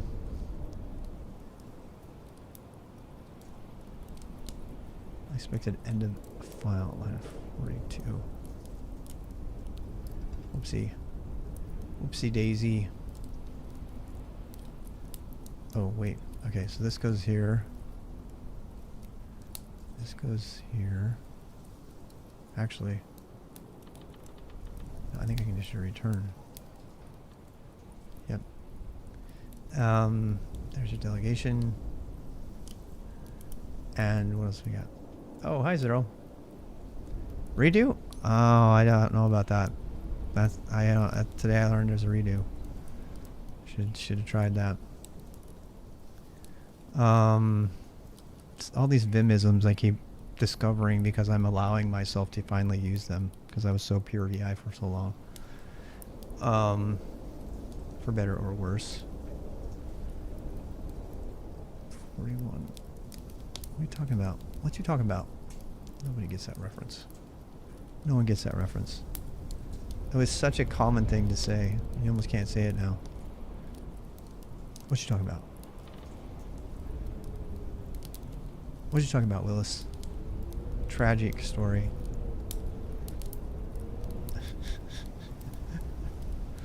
That's such Gary Coleman. That's such a tragic story right there. Damn. It's funny, you live this long, you know what, I'm turning 53 here pretty soon, and oh my god. Is it because you couldn't find the shortcut? Yeah, Control R. That's probably what I would do. I'm like a set list guy too, because I can never figure the shortcut out for that stuff. That looks relatively safe. Line 40 has a problem. Why does line 40 have a problem?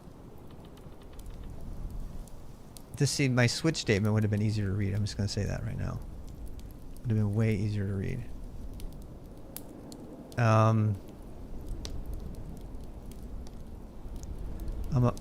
Why are you angry at me, Go? I don't get it. Please tell me. This passive aggressive stuff. Oh, missing return? Really? Really? Fine. Okay, there you go. Alright.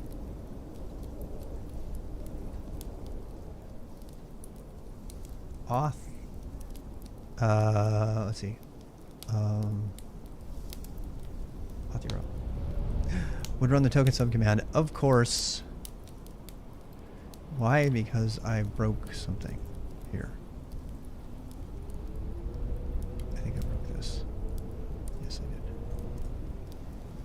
did. I think that's what I broke. Ready, go. Damn it.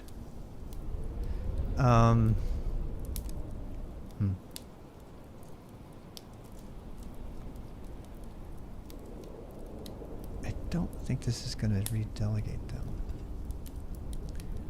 I think this just makes them possible to use. Let's do auth.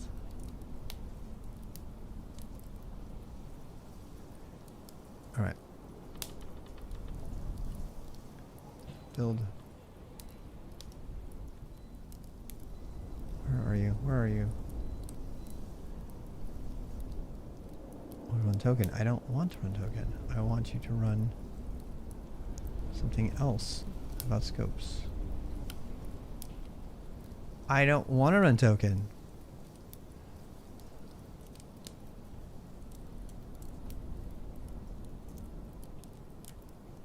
There. Now you get me. Now you get me. My defaults are busted somehow. Gotta fix that.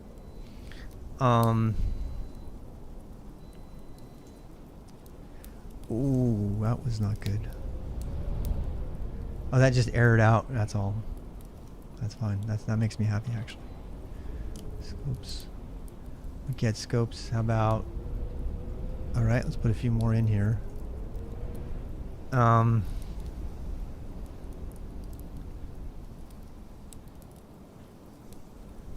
wonder if it will still run token, though.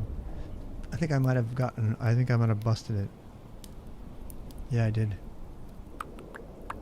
So by adding a method here, I stopped it from doing automatic delegation, which is fine. That's the whole point. If you implement a method, then it expects you to do everything with that. So yeah. So token scopes here. So I'm gonna have to do my own delegation here rather than have it do automatically, because I have a different form of delegation. This is actually kind of fun for me, because this is as I said before, I haven't had a command that has mixed. Most of them are pretty cut and dry. I mean, I have another commander where you just every subcommand gets its own file and you're done with it. But this one actually makes use of some different kinds of arguments, so it's a good example. So yeah. I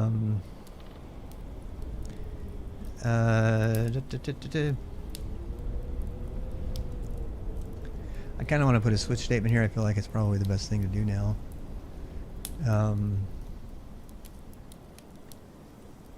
I just feel, because I'm going to have other code in there. Yeah, I'm going to do that. You're like, why are you doing that? I just want to, so there. Case. I'm going to redo all this, like, but you did all that code already. Yes, I know. Alright, so this is something I need to make a macro for. Ooh, macros. What could I do here? From core to macro, I want to get fast at this, so I'm just going to use Q as my macro. Oh, I guess I already have a macro called Q. I do. Oh wait, Q is my macro, and now I'm going to delete to the quote, enter, then I'm going to find the next space, so I'm going to 2 space, and then I'm going to delete to the end of the line, capital D, whoopsie, oh well, and then I'm going to do A and add another quote back. I don't care, I don't want to re-encode a macro. Yeah, I know. And then what? And then I'm going to insert to the beginning of the, oops. I'm going to insert at the beginning of the line a comma. I'm going to go up one line, and then I'm going to join. And that's the end. Yay. Okay, so watch. Let's see if I can do this. So, at Q. Oh, did you see? Did you see that? I don't think I have to go to the beginning of the line. I should probably try it. And I just do at, and it fixes. Oh, dang it. See, I have to be at the beginning of the line, unfortunately. I almost got it. I almost got the whole thing, but not quite. There. The power of macros. Only recently acquired by me.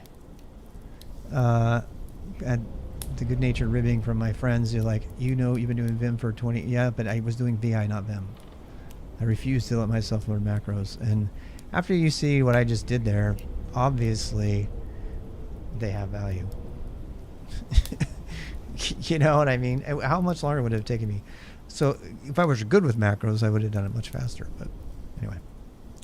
So yeah, I don't have to return. Yes, I do. This is the end of the case statement here. Cool thing about this is I can have the other arg. I can do a default. Says I just don't know whatever. Default. I noticed that when you have a case statement as the last statement, it doesn't make you put another one, which I really love. That's why I missed it earlier, by the way.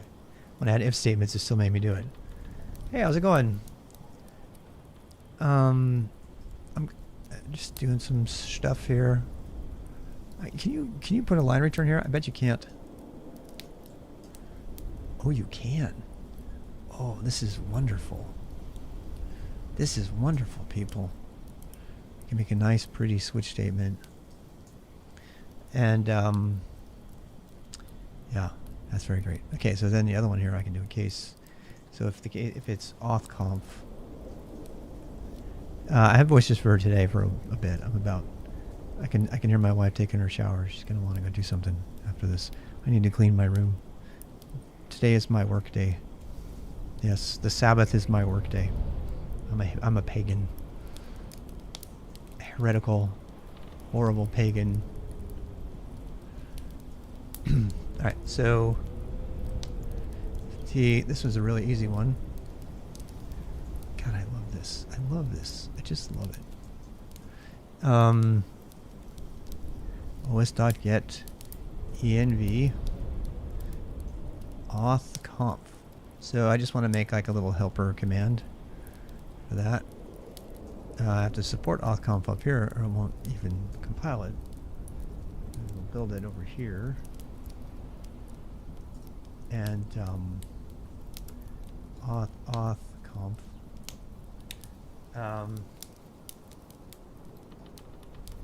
And there you go. Ooh, I can even make it smaller. Yeah, good. Watch this. I can do this. I can make it like this. Ooh, how about that? Isn't that better? Test data auth JSON.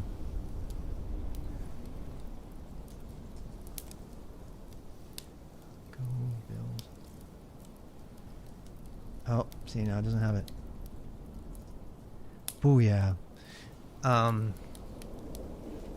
Actually, if it gets down here, I should probably return x.usage.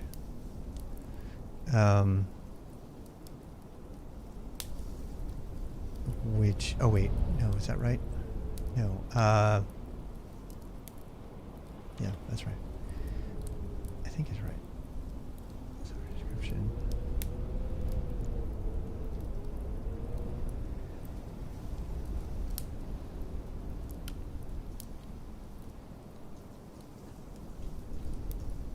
Okay, I just love this. I love it. I really do. And by the way, I guess YouTube has voice, otherwise you wouldn't have said that. I always want to check that. You know, every time I see the Restream bot come up on my chat, I am like motivated like crazy to finish this tool that I'm making, because I don't like that. I want everybody to have equal standing on my screen. I want you to feel like you're like a second-class citizen because you're using YouTube or Periscope or whatever. Have yet to have anybody from Periscope make any chat. Nobody's done that yet. I get a lot of people lurking in Twitter, but it doesn't look like anybody's actually figured out how to use Periscope enough to make a message. Probably just because they're on their phone. They're like, wait, what's this Twitter guy doing? So that was nice. That was nice. I just had a small victory. All we really need to do for the rest of these, it's actually not that hard, is just prepend Twitch to data messages. Yep. Yep. So, yeah, well, what I'm planning on doing is putting emojis for the different services.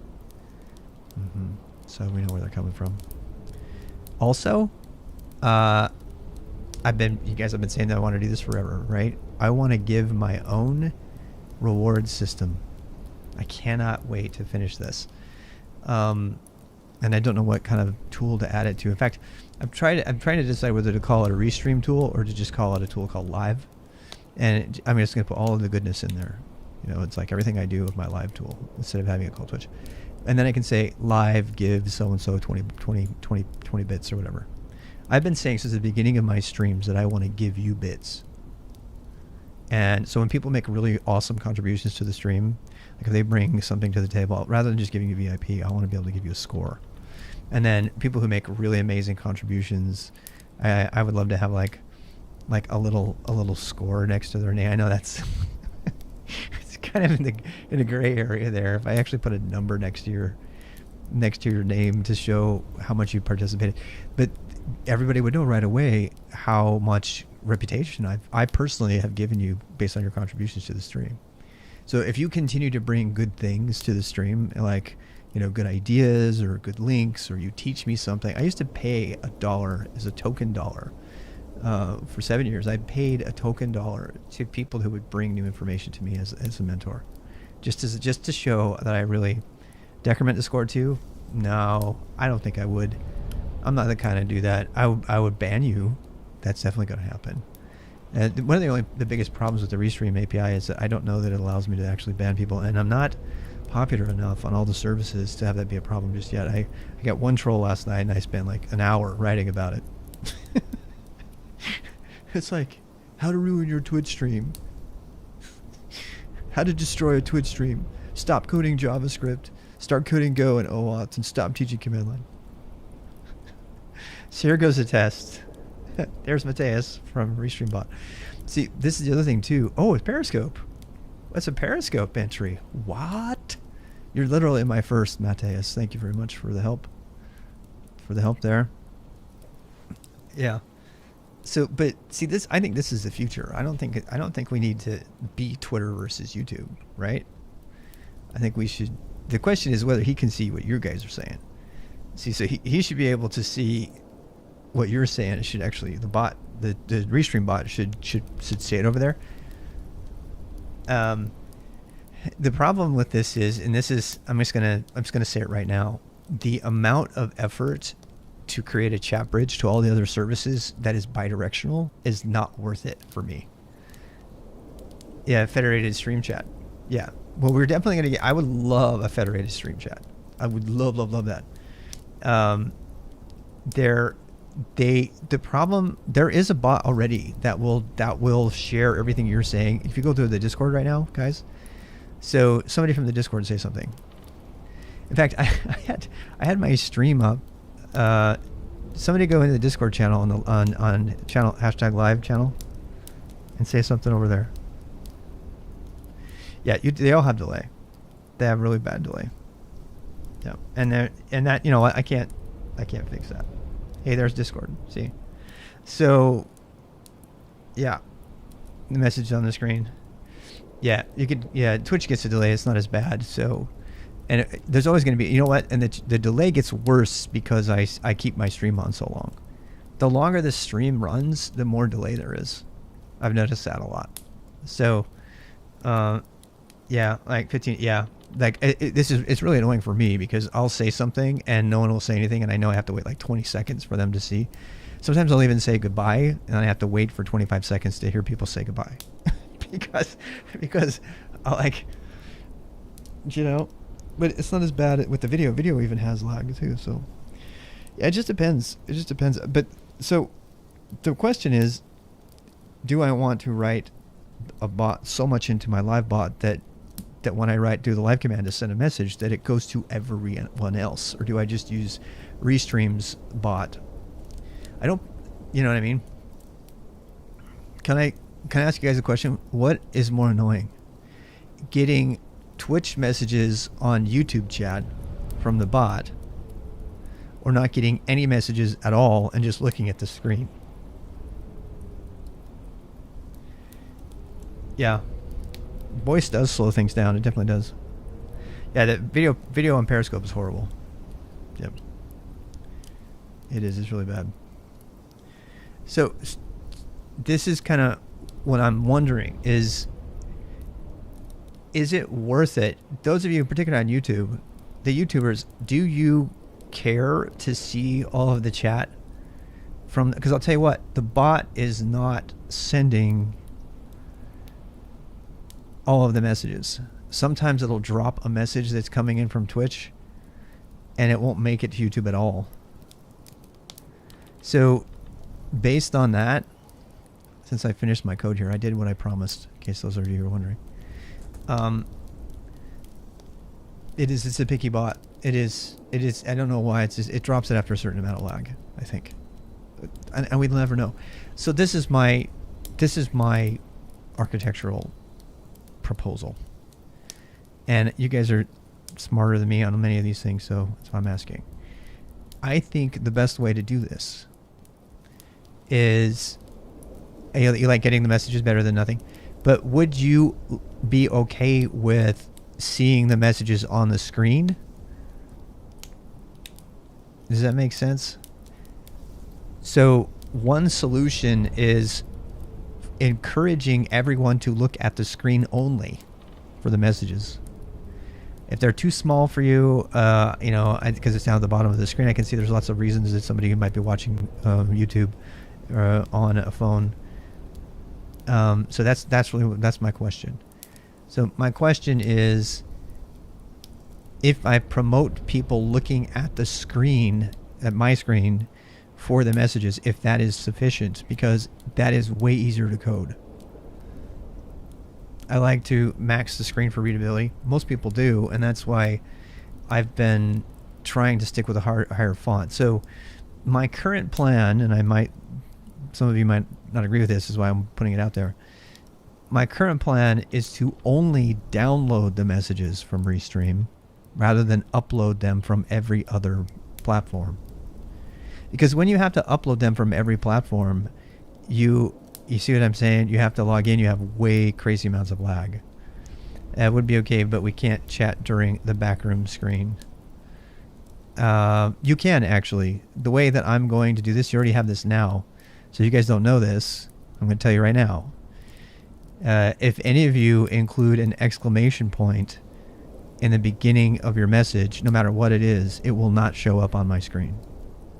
So you guys can backroom to your heart's content if you want to do that. But the backroom will be limited to your service. You won't be able to backroom across services.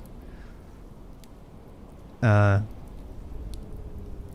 can yeah, from Periscope you can read, yeah, only in the screen. Yeah, I think, yeah, everyone on Twitch, yay.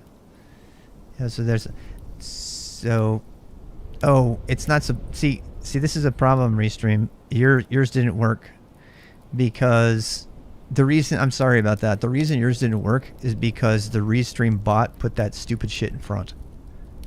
So actually what I need to do is I need to update my thing so that it parses that out. But if I'm going to do that work, I just want to get rid of the bot all the way. Does that make sense? So yeah. Restream bot. I wonder how it's actually doing. Hi, Norm. No, it's an exclamation point. The reason that one's not working is because it has the brackets. It has to be the first character, and it doesn't see it as the first character because the stupid bot's putting the extra stuff in the front. So, So yeah. Um. Yeah, if you guys want to help me figure this stuff out, why don't you guys, somebody, it's really boring, but if anybody wants to give it in the Discord, if they want to send me what you think the icon, the emojis should be for each of the services, let me know. And if anybody wants to play around with what a system would be for giving people a reputation score, I'm only going to be the one giving rep. Sorry, this isn't going to be like a popularity contest. This is just going to be whoever I think is contributing to the stream. If anybody wants to play around with a system of scoring that does that kind of thing, and send your ideas to me, I'd love to hear them. Because I mean, I am spending time like taking the stream up a notch or two with this whole Oauth thing, so I might as well give that a little love before I go back to Pagan, because I'm really enjoying it actually, and I do want to promote people. Like, so for example, if you techno style and choosing who gets rep, yeah. Benevolent stream dictator from hell. What is it? BDFL for life. Yeah. So anyway, yeah. Actually, the only reason I haven't tried it yet is you can actually Discord live stream as well. And the problem with that, though, is if you do... So, this is another thing I want to test. So, if you go to Discord, you guys know this, right? I haven't tested this yet because I think it's going to hit us with too much lag. But I don't know that. So, if you go to the live channel here, you can click on live on stream right here. And when I join the channel here, then you can... I'm actually participating on this as well now. So, now I'm voice connected. And anyone can come in, and just so you know, your voice will be on stream. If you say anything, it will be permanently recorded on stream if you come into that room. I don't know if we should even test that right now. There's like, you know, I haven't created invites here. I haven't said you have to be invited yet. You can just go in there. So, yeah. It's right. Oh boy. But if you come in here, the problem is that when you come in here, you have to listen to the Discord. If you listen to the stream, you can't hear everything. And because it's only picking up my mic instead of everything, you don't. It's not good. It's good for like podcasts and stuff, but otherwise you don't get the same experience, kind of thing.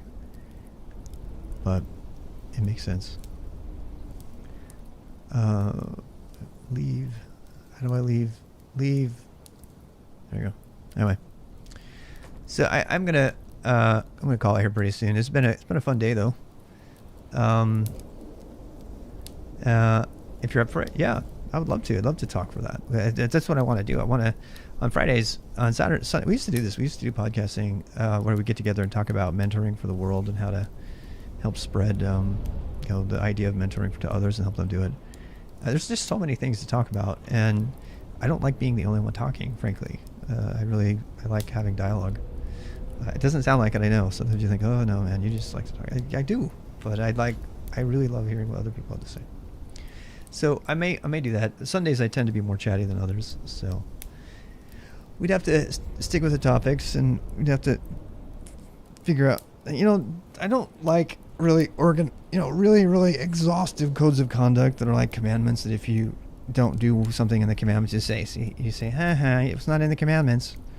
I'm not that kind of guy. I'm like, just be nice, dude, or dudettes, or whatever you want to call yourself. Just be nice, and if you don't, and I don't agree with you not being nice, then I'm just going to mute you. How's that for a code of conduct?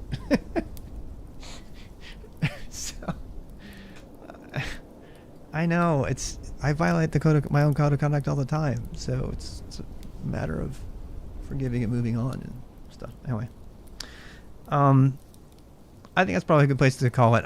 This is working, so the only other thing I can do left here is actually get the value. Perks of being a dictator. It really is. There are many dictators in tech if you haven't figured that out. So if project leaders like open source, they're like staging little coups on a project. Who can take it over? And yeah, a bunch of little tyrants and dictators running around. I'm probably not immune. I mean, it's because we all have opinions, right? And it's in some sense you have to admit though, yeah, BDFL, I know. And in some sense, you know, see, Tony, there's a really good topic that we could probably discuss someday.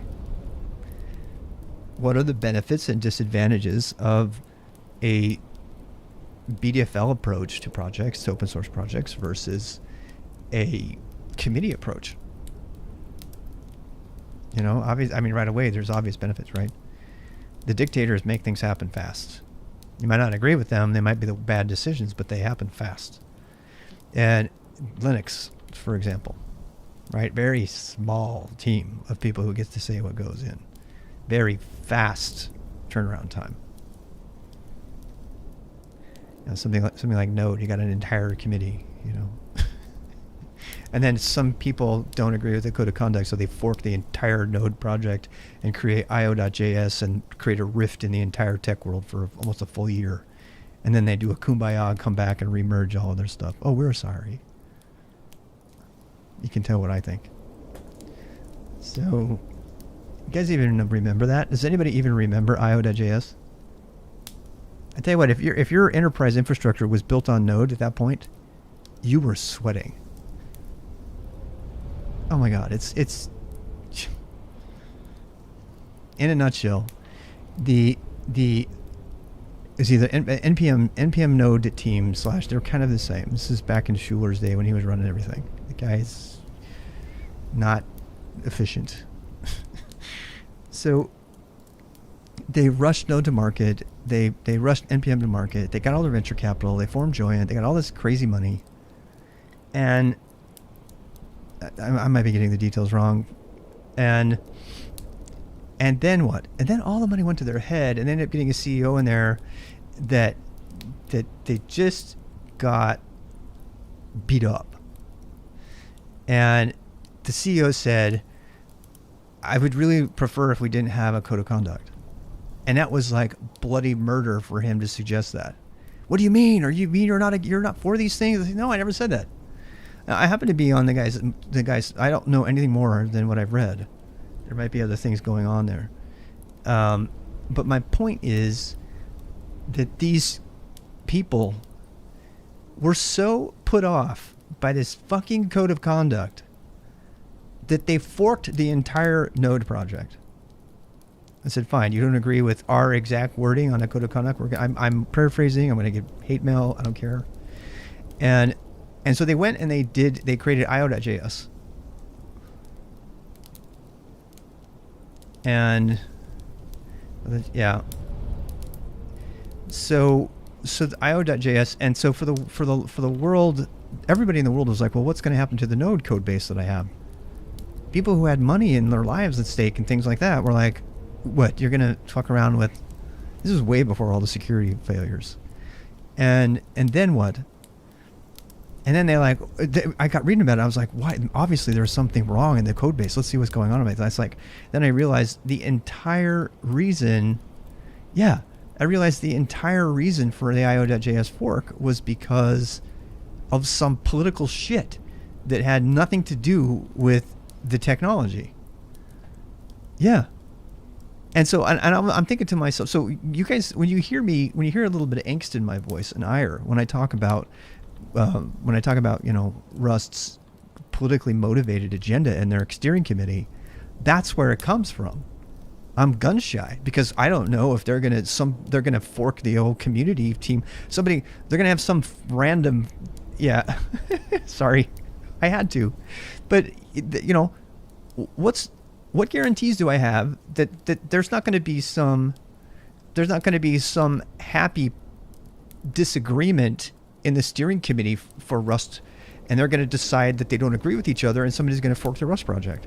In fact, a lot of the people that are on the committee were very around and present when the whole Node thing happened. One of them came straight from the Node project. So when I make comments about, political association with technology and stuff, yes, I'm for positive, proactive things. But when I see people that are willing to run a tech project into the ground for the sake of a disagreement about what it should be in a code of conduct, I get worried. And it's funny because nobody even knows about the IOJS project. It's somebody telling you, and some people who have been around. And we bet some of us. Hey, how's it going, Clement? My biggest heckler. I understand. He means it in good faith. He's not negative. He's just misunderstood. I gotta go, but I just so that's what happened. So there was a political, ethical, moral disagreement in the Node project, and they forked it and decided, say, we're going to take our ethics and go. And everybody was left wondering what's going to happen with this project. And I was like, and so it's really important. It's pointless. Yeah. What are you talking about? Reading it, what you need to know about it? I mean, the main thing. Thank you to stream on Christmas using your profile picture outfit. I might have to find it. Let me go ahead and read that one. It's a big non-issue, pretty much, right? Disclaimer is an official post. I was a fork. I will totally compatible. Bullshit. People are the core contributors. Different ideas. And it's not about how to run a project. It's about the ethics of the code of conduct specifically, by the way. It's not a zero-sum game. I was not advised. Bullshit.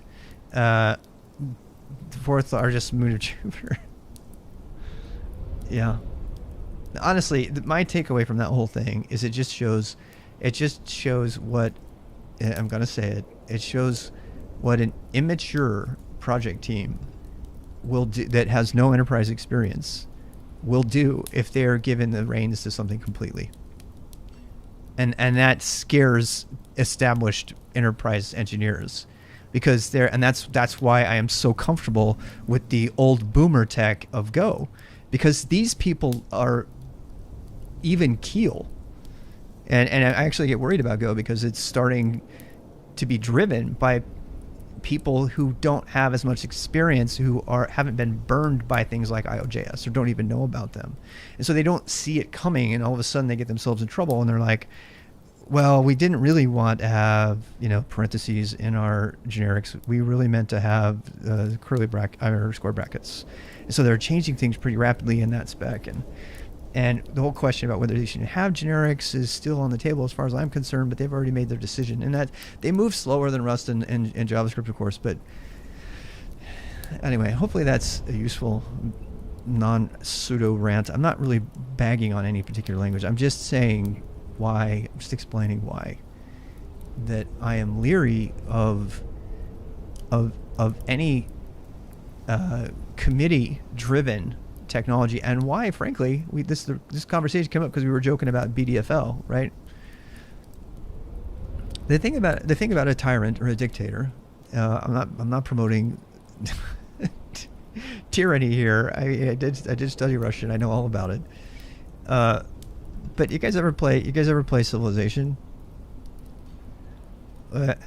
What's the difference between playing a dictatorship versus a democracy in Civilization? How do you have to play them differently? You guys play it? You know the games, right? I've talked about this a lot before, but I love it because it's just such a direct correlation.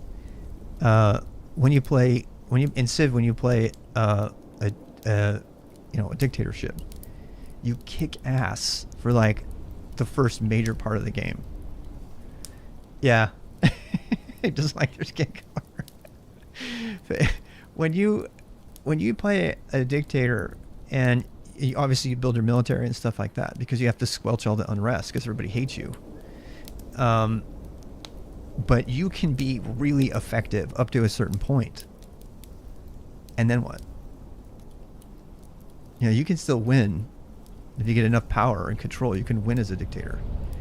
But yeah, you're dropping nukes on China. But if you play the more subtle games, if if you play for the culture win, which is a really fun one, by the way. If you've ever, they've dumbed down Civ so much I can't even play it anymore now. It kind of pisses me off. The first Civ had a lot more complexity, and they tried to make it more playable, and I just fucking hate that.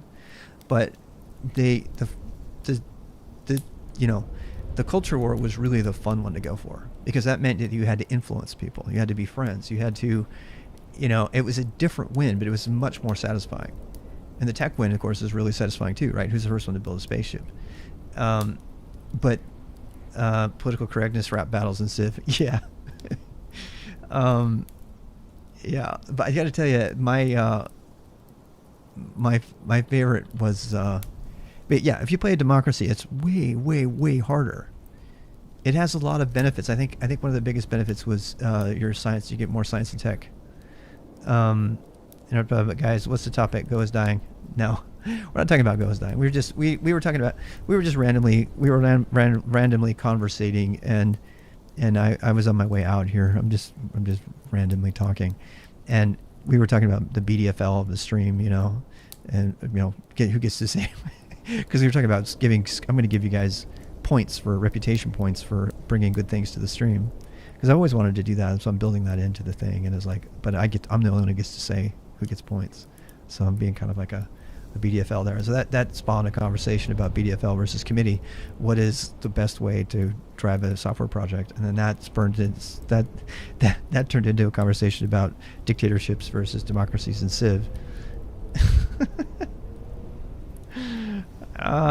Look, Go is not for the cool kids. Go is for the kids who want to get things done. Go has never been a sexy language. In fact, it's almost gone out of its way to make itself not sexy. It's like, oh no, we are the plain get shit done language that you want to be your president in a country that works. If you want sexy changing, yeah, that's actually a mantra from Go. One of Go's primary mantras is boring. They like celebrate boring and plain. It's like the opposite of how much can we stuff in here. And I don't have to tell you about all the languages that are good at doing that. You could find. So, yeah, the only thing I wanted to do here, I think I can actually do my call here. So, last little thing I want to do before I go away. I already have all the values right here in my config. So I can just load up my config. I should be able to just load up my config here and go look up the value and return, that goes in get actually. 2, 3, 4.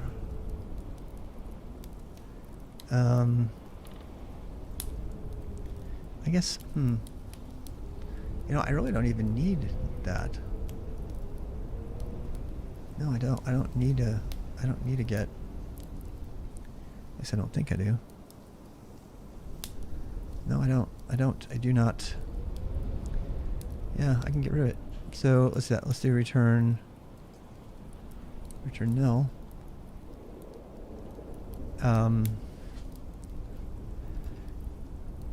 Empty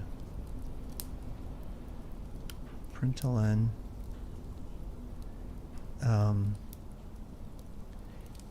C dot what am I doing?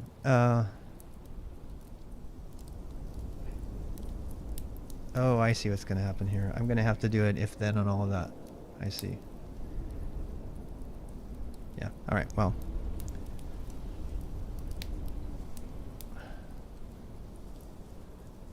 Yeah, let's see this. Return x.call.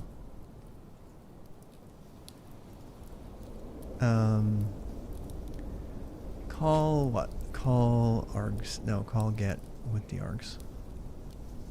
Make sure I didn't break anything.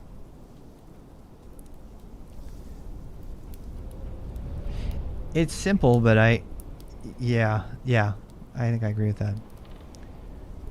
that. Yeah, well, just like everything, Python's that way too, right? Python, I've seen Python comprehensions within comprehensions that would make people cry. Like, you are bagging on Perl, how dare you? You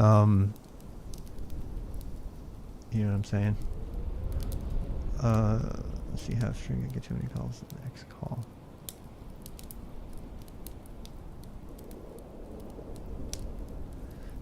Oh wow, call.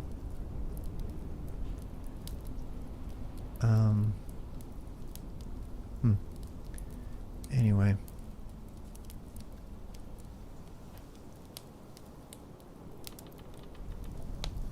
That should be... What did I get wrong on that? Why am I having problems with that?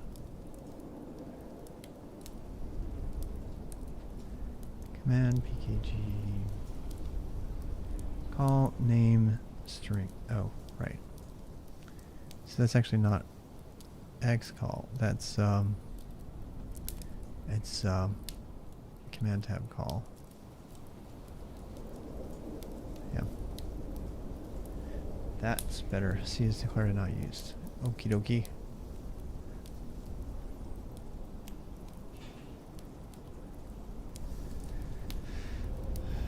Alright, so that leaves me in a state where it's nothing's broken. I'm gonna go ahead and commit this in case you guys want to go look at it.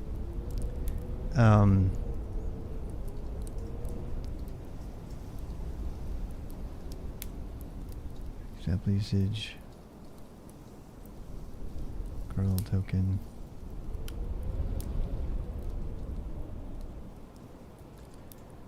Alright, so save.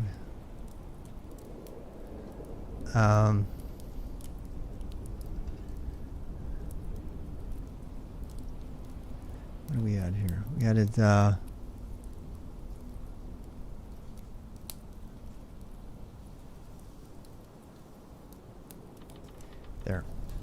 Good. So now you guys can go look at what's up there if you care. Thank you for randomly chatting with me. I like wall of text. That's why I plan. By the way, I am not against wall of text. In fact, one of the reasons I want control of the screen interface is because I can save this stuff and we can go back and read our chats, but also because we can leave it on the screen for a while and I can slow it down. Yeah, there's your comprehension. TOB statement about Python, I believe it has to do with the general demand. Yeah. I'll put you on full screen there. I believe that Python's popularity has to do with the general demand in the past. Most programming activities were performed by software engineers, but programming... Yeah, completely agree. I totally agree with this. And this is... I taught Python for 5 years. I still agree with those basic parts of it. I just feel like it falls down pretty faster than people realize for a lot of tasks. But programming skills are needed everywhere. Non-software engineers, something that's easy to learn fast. Yep, Python does. I think JavaScript too, though. I think JavaScript meets the needs as much, if not better, than Python. And that's just me. I've watched that. I taught Python, as I said, for 5 or 6 years, and so I've seen what it does to people when you teach them that versus JavaScript, and there's a difference. That's all. But your animated background. Is that from streaming software? Yeah. Yep, I just added a fact about that, so you can go read about that. I've been doing better with writing all about how I do everything in my FAQ, so you can go read. It's just, it's just a YouTube video. That's all. Please subscribe, by the way. If anybody wants to find all of these videos that I'm using, I'm making a point of putting my favorite ones in a playlist. I'm going to start creating a playlist saying please subscribe, because these people are putting a lot of these YouTube resources out here for free for us to use, and I really want to support them. I'm not I don't have anything to do with them. I don't monetize my videos currently. I don't know if I ever will. If I monetize anything, it's going to be on Udemy, just so you guys know. If I ever end up monetizing any of my content, it'll be because I'm going to be putting videos on Udemy that are just, more concise versions of what I do online anyway for free. So you'll generally value dev productivity over code performance. I completely agree with that statement. I also don't agree that Python makes you a faster programmer. I think you know what, Tony. See, this is another great topic for us, right? Put a thumbtack in that. We need to have a really great YouTube, a great chat about that on Discord. Yep. Yes, it was. Google was mostly Python. I remember coding back in those days. Yeah, it was. It was really, really good. And look, Python has had its time, and I'm not saying it's done. I'm just saying that at the TensorFlow conference at Google, the evangelist for TensorFlow made a big point about saying you don't need Python for TensorFlow anymore. And he specifically was talking about JavaScript, TensorFlow.js, but the Go community's moved into that pretty quickly. Which, you know what, the fact that Google was so heavily Python, and the fact that Google replaced Python with Go for most things internally, says a lot about the language. And you can beat on it all the way and say it's a Google-owned language, all you want and everything, but Go came from the bowels of hell. I mean, it was like getting used, hard. Anyway, but better than what? More productive than C or Perl for use case. Well, it's interesting because there's three languages in the past. I've had three languages that I try to keep modern on. Shell, because Shell, and a highly strictly typed language that you need performance, you need to compile. So a compiled language. All right. So for a very, very long time, the compiled language that I chose was Java, which was sucky, and Perl was the middle language. And that went back, and then Perl and Python were kind of in competition. And then, I was very, very lightweight on Shell. If I wrote any Shell, it was only POSIX Shell. But there's been an interesting shift. There's been a really interesting shift. And what's happening is that middle layer, to me, is getting squeezed out. So, for example, you see JavaScript is now got TypeScript, which puts it closer onto the compiled part. I mean, transpiling and stuff, JavaScript is essentially compiled. It's not, obviously. It's just transpiled, but it's more on the heavy end, right? You got stuff entering the space like Go, which is not C. It's also a lot better than Java, and it's as easy to write, almost as easy to write as Python. And then you have Bash. It's this big behemoth that can do pointers and shit. And it's got all this extra. This is why I hate Z Shell. So what happened was Python kind of got squished out in the middle. It's still the world's best calculator, but it's been kind of getting squished out. And things like cross-platform compilability and stuff like that are kind of pushing Python into the back room. In fact, they're pushing all interpreted languages in the back room. So, Go came to the Palace of Hell. Inferno OS. No, I'm just kidding. Fuchsia's waiting in the room. I don't know, man. I think Fuchsia. Yeah, I don't know. I do. That is very well said. Syrian, I love that, what you just said. You would get points for that. So yeah, I'm going to give points for agreeing with me. So there. I'll give points for disagreeing with me too if you can make your case. And I don't have to agree with you. But that is very well said.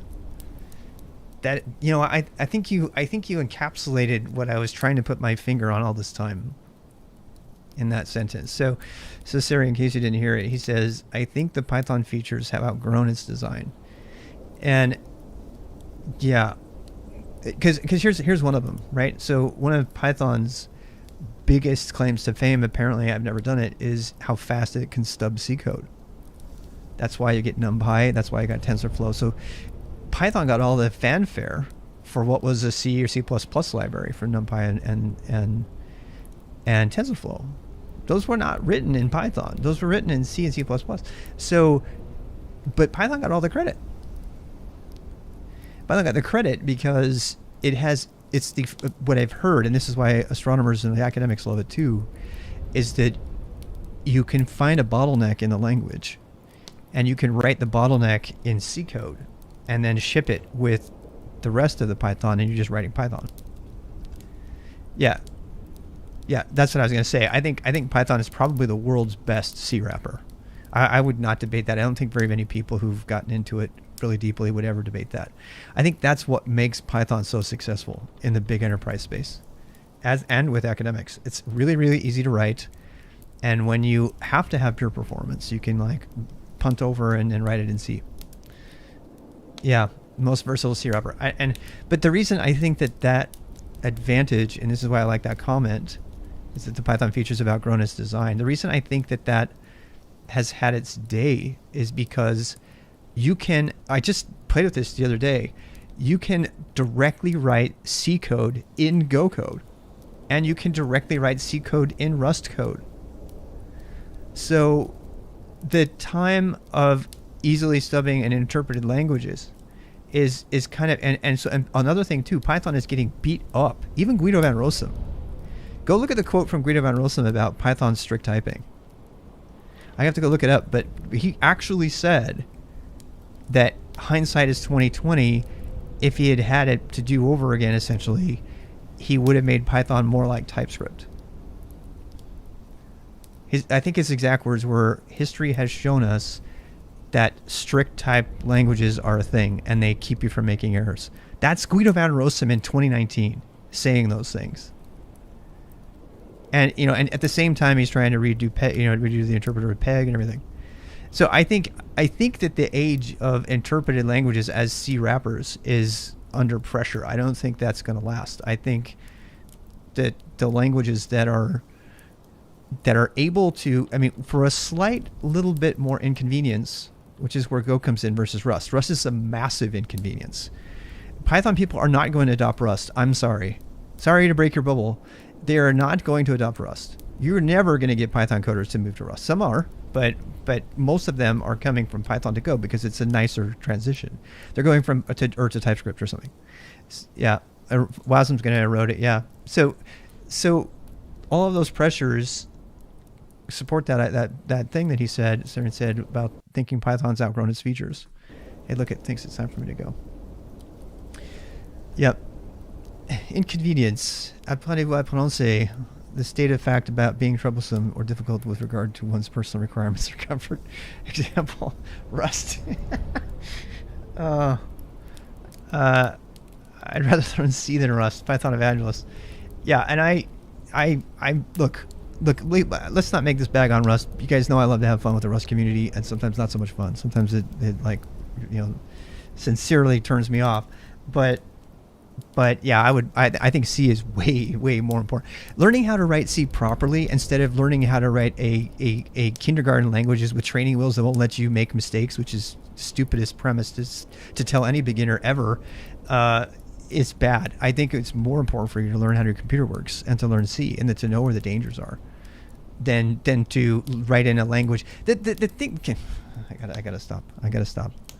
The thing that drives me crazy though is that the Rust community is peddling Rust like it's the next Python. Oh, it's just a little bit harder to learn. And you're going to be so safe. You won't be able to make the same mistakes you could make in Python. Oh, wait, I couldn't make those mistakes in Python. Yes, sorry. And that's what drives me crazy. It's the dichotomy in their position. You have the really, really technical people who are in love with Rust for all the right reasons that people love Perl in the day, including me. And they just love it. They love what they can do. They love how cool it is. They love the cleverness. They love all of that stuff. And then you have the Python users who are just like, I just want to get shit done. And that's what this whole thread started about. Is like, Python got big because it was that Chobe quote. Python got big because more and more people are entering the coding world, and they just want a calculator. They want something. You know what? I had an executive that contacted me about mentoring. She didn't fall through. The whole thing fell through with the COVID thing. But she was specifically reached out and said, I want to learn to code. I'm sick of doing spreadsheets.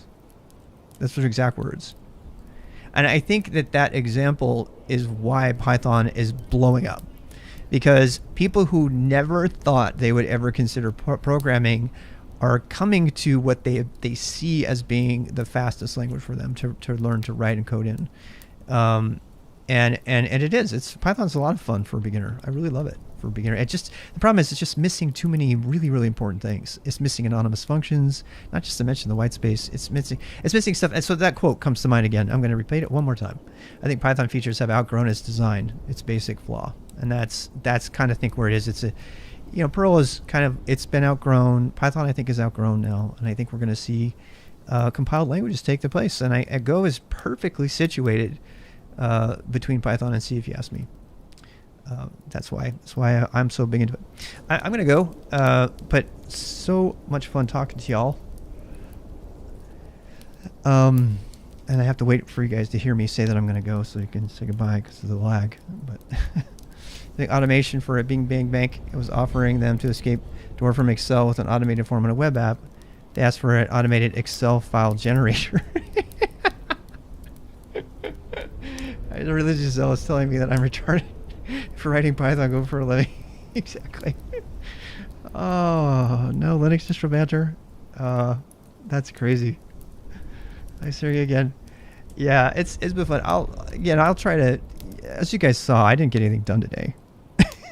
I had a lot of fun talking to you, and I really enjoy that. And I never want to give that up. This is much more fun than playing a computer game to me. Depending on the game, though. Cyberpunk 2077 is coming up on my birthday. No kidding. Yeah, so we shall see you guys again. I don't know if I'm going to be back on tonight. Probably not. I got a lot of work to do. So I'm going to sign off for a good long time. And so go do something fun. Go code. And we'll talk to you guys later. Thanks.